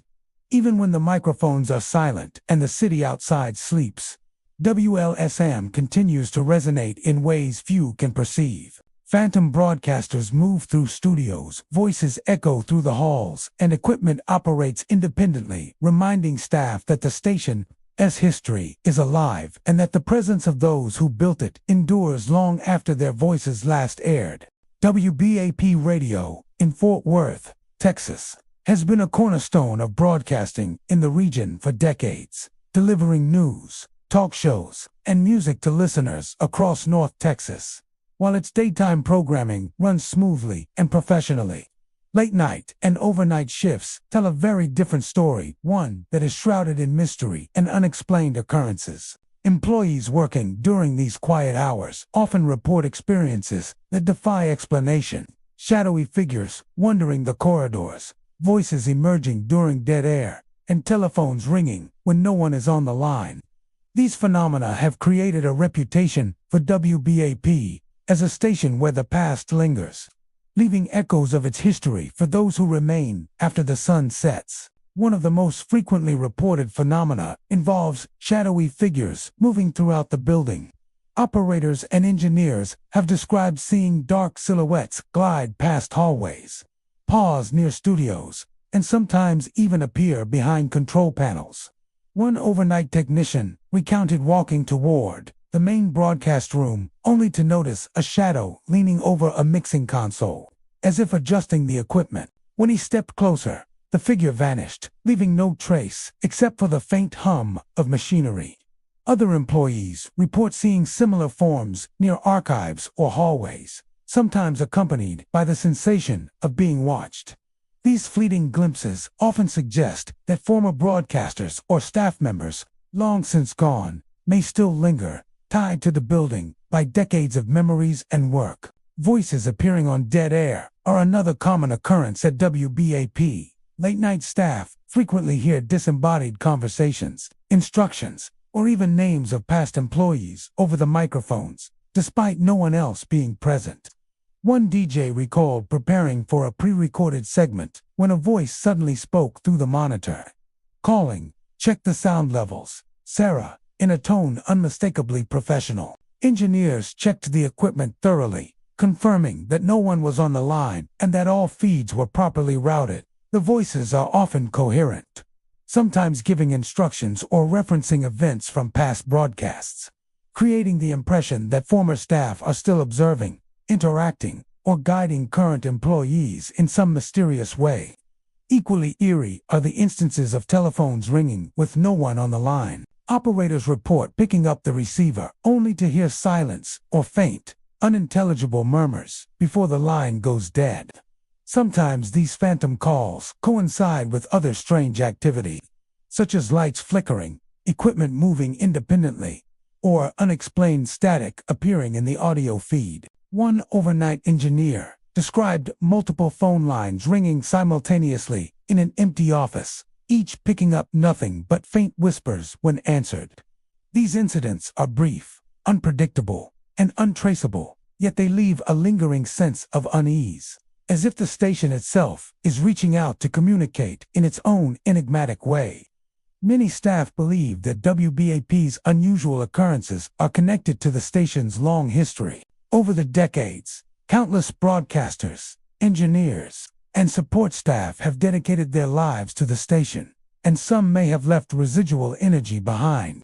Stories circulate of former employees who remain attached to the studios, control rooms, and hallways, their presence manifesting most strongly during the quiet hours of the night. Paranormal investigators who have visited WBAP report unusual electromagnetic readings, temperature fluctuations, and unexplained audio anomalies phenomena consistent with locations known for hauntings. While skeptics may attribute the experiences to fatigue or imagination, the consistency and specificity of reports among overnight staff suggest that there is something more at play. Employees who witness these events often experience a combination of fear, curiosity, and respect. One overnight DJ described entering the main control room to find a shadow drift past the glass window of the studio, accompanied by a faint voice offering instructions for a program long since aired. Another engineer recalled seeing a figure move along a hallway, pause near a console, and then vanish without a sound. While initially unsettling, many staff have learned to accept these occurrences as part of WBAP's unique atmosphere. Some approach them with humor, referring to them as the night shift guests, while others quietly acknowledge that the building is alive with the energy of its history. Listeners, though less frequently, have occasionally noticed strange phenomena during live broadcasts. Some report hearing faint voices under music or commentary, fragments of past programs, or unexplained static that resolves into discernible words. While technical glitches can account for some anomalies, the human-like quality of others is harder to explain. These shared experiences reinforce WBAP's reputation as a station where the past persists in subtle, often unsettling ways. Veteran employees share stories of shadowy figures, ghostly voices, and phantom phone calls with new staff, blending humor with caution and reverence. They also create a sense of continuity, linking current staff with generations of broadcasters who shaped WBAP's identity and ensuring that the station's legacy endures long after the daytime broadcasts end. Working the late-night shift at WBAP is an experience unlike any other. The hum of equipment, the glow of studio lights, and the occasional unexplained sounds create an environment where history and the present intersect. Shadowy figures wander hallways, voices speak through silent equipment, and phones ring mysteriously, leaving employees to navigate a world where the past is always present. For those who spend hours alone in the quiet of the building, WBAP becomes more than a workplace. It becomes a living archive of memory, energy, and legacy. Even when the microphones are silent and the city outside sleeps, WBAP continues to resonate in ways few can perceive. Shadowy figures drift along hallways, ghostly voices echo across studios, and phones ring with no one on the line. At WBAP, the past lingers in the air, in the walls, and in the equipment, quietly observing, sometimes interacting, and ensuring that the presence of those who shaped the station continues to be felt long after their time on the air has ended. WLW Radio in Cincinnati, Ohio, is one of the most storied stations in American broadcasting, known for its powerful signal, wide-reaching influence, and decades of memorable programming. While its daytime operations are celebrated for professionalism and precision, the station's overnight hours reveal a much darker and mysterious side. Staff working late night and graveyard shifts frequently report experiences that defy explanation. Ghostly interference, disrupting broadcasts, shadowy apparitions appearing in control rooms, and strange messages emerging from static. These phenomena have contributed to WLW's reputation as a station where the past lingers, and where unseen presences seem to keep a watchful eye on the airwaves. One of the most commonly reported occurrences involves ghostly interference during live broadcasts. Operators and DJs recount instances where audio feeds unexpectedly distort. Music becomes overlaid with faint voices, or dead air fills the studio, only to be interrupted by inexplicable sounds. One overnight engineer described preparing for a news segment when his monitors suddenly filled with overlapping broadcasts from decades earlier, including a radio announcer's voice from the 1940s delivering a news update. Attempts to isolate the problem revealed no technical faults. The interference often appears to mimic familiar patterns of past programming, giving staff the unsettling impression that former broadcasters are somehow participating in current transmissions. Shadowy apparitions in control rooms are another frequent phenomenon. Late-night staff have seen figures moving across the studio, hovering near mixing boards, or gliding silently past equipment. One DJ recounted noticing a dark silhouette leaning over the main console, as if adjusting dials, only for the figure to vanish when approached. Other employees have witnessed similar forms, pacing hallways, pausing near the microphone, or disappearing behind office doors. These apparitions often resemble former staff members, dressed in attire typical of their era, suggesting that the history of WLW is physically and energetically embedded within the building. Staff frequently report the unsettling sensation of being observed, as if these unseen presences are monitoring the station's current operations. Strange messages emerging from static are perhaps the most eerie experiences reported at WLW during moments of silence or low-volume testing. Microphones and monitors sometimes pick up faint words, phrases, or even short sentences buried within white noise. One engineer recalled hearing static that gradually coalesced into a voice saying, "Check the transmitter, Susan," in a tone consistent with a veteran operator from decades past. Attempts to record or reproduce the effect rarely succeed, leaving employees with fleeting but unforgettable encounters. Often, the messages appear contextually relevant, as if providing guidance, commentary, or reminders from voices no longer alive but still attentive to the station's ongoing operations. Many employees believe that WLW's peculiar experiences are tied to the spirits of former broadcasters who devoted their lives to the station. Stories circulate of announcers, engineers, and support staff who may never have fully departed, remaining attached to the building, equipment, and airwaves. Paranormal investigators who have visited WLW report unusual electromagnetic fluctuations, sudden drops in temperature, and audio anomalies consistent with locations known for spectral activity.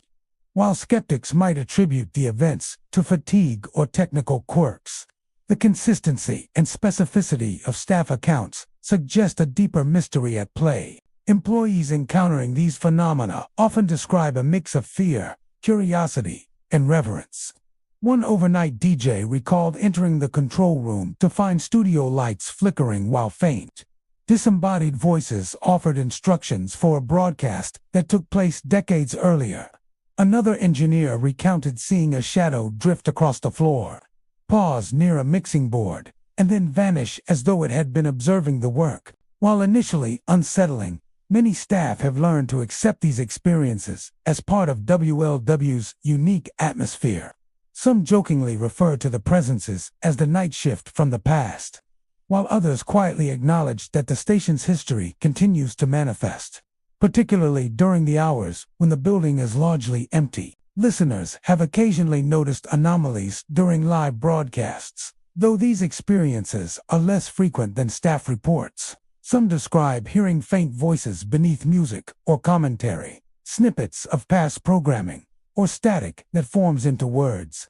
While certain occurrences can be attributed to technical glitches, others are too precise and human to be explained conventionally. These shared experiences create a sense of connection between employees and listeners, reinforcing WLW's reputation as a station where history lingers on the airwaves. The lore surrounding WLW has become an essential part of the station's culture. Veteran employees share stories of ghostly interference, shadowy figures, and messages emerging from static with newcomers, blending caution, respect, and humor. These tales serve as reminders that the building behaves differently after hours, that its walls and equipment hold echoes of decades of broadcasts, and that the past is never truly gone. They also create continuity, connecting current staff with generations of broadcasters who shaped the station's identity, leaving a lasting impression on anyone who works overnight. Working the late-night shift at WLW is an experience unlike any other. The hum of equipment, the glow of control panels, and the occasional unexplained occurrence create an environment where past and present intersect. Shadowy figures move through studios, ghostly interference fills monitors, and messages appear from static, leaving staff to navigate a world where history is tangible and the building itself seems alive with memory. For those who spend hours alone in the quiet of the station, WLW becomes more than a workplace sit, becomes a living archive of sound, energy, and legacy.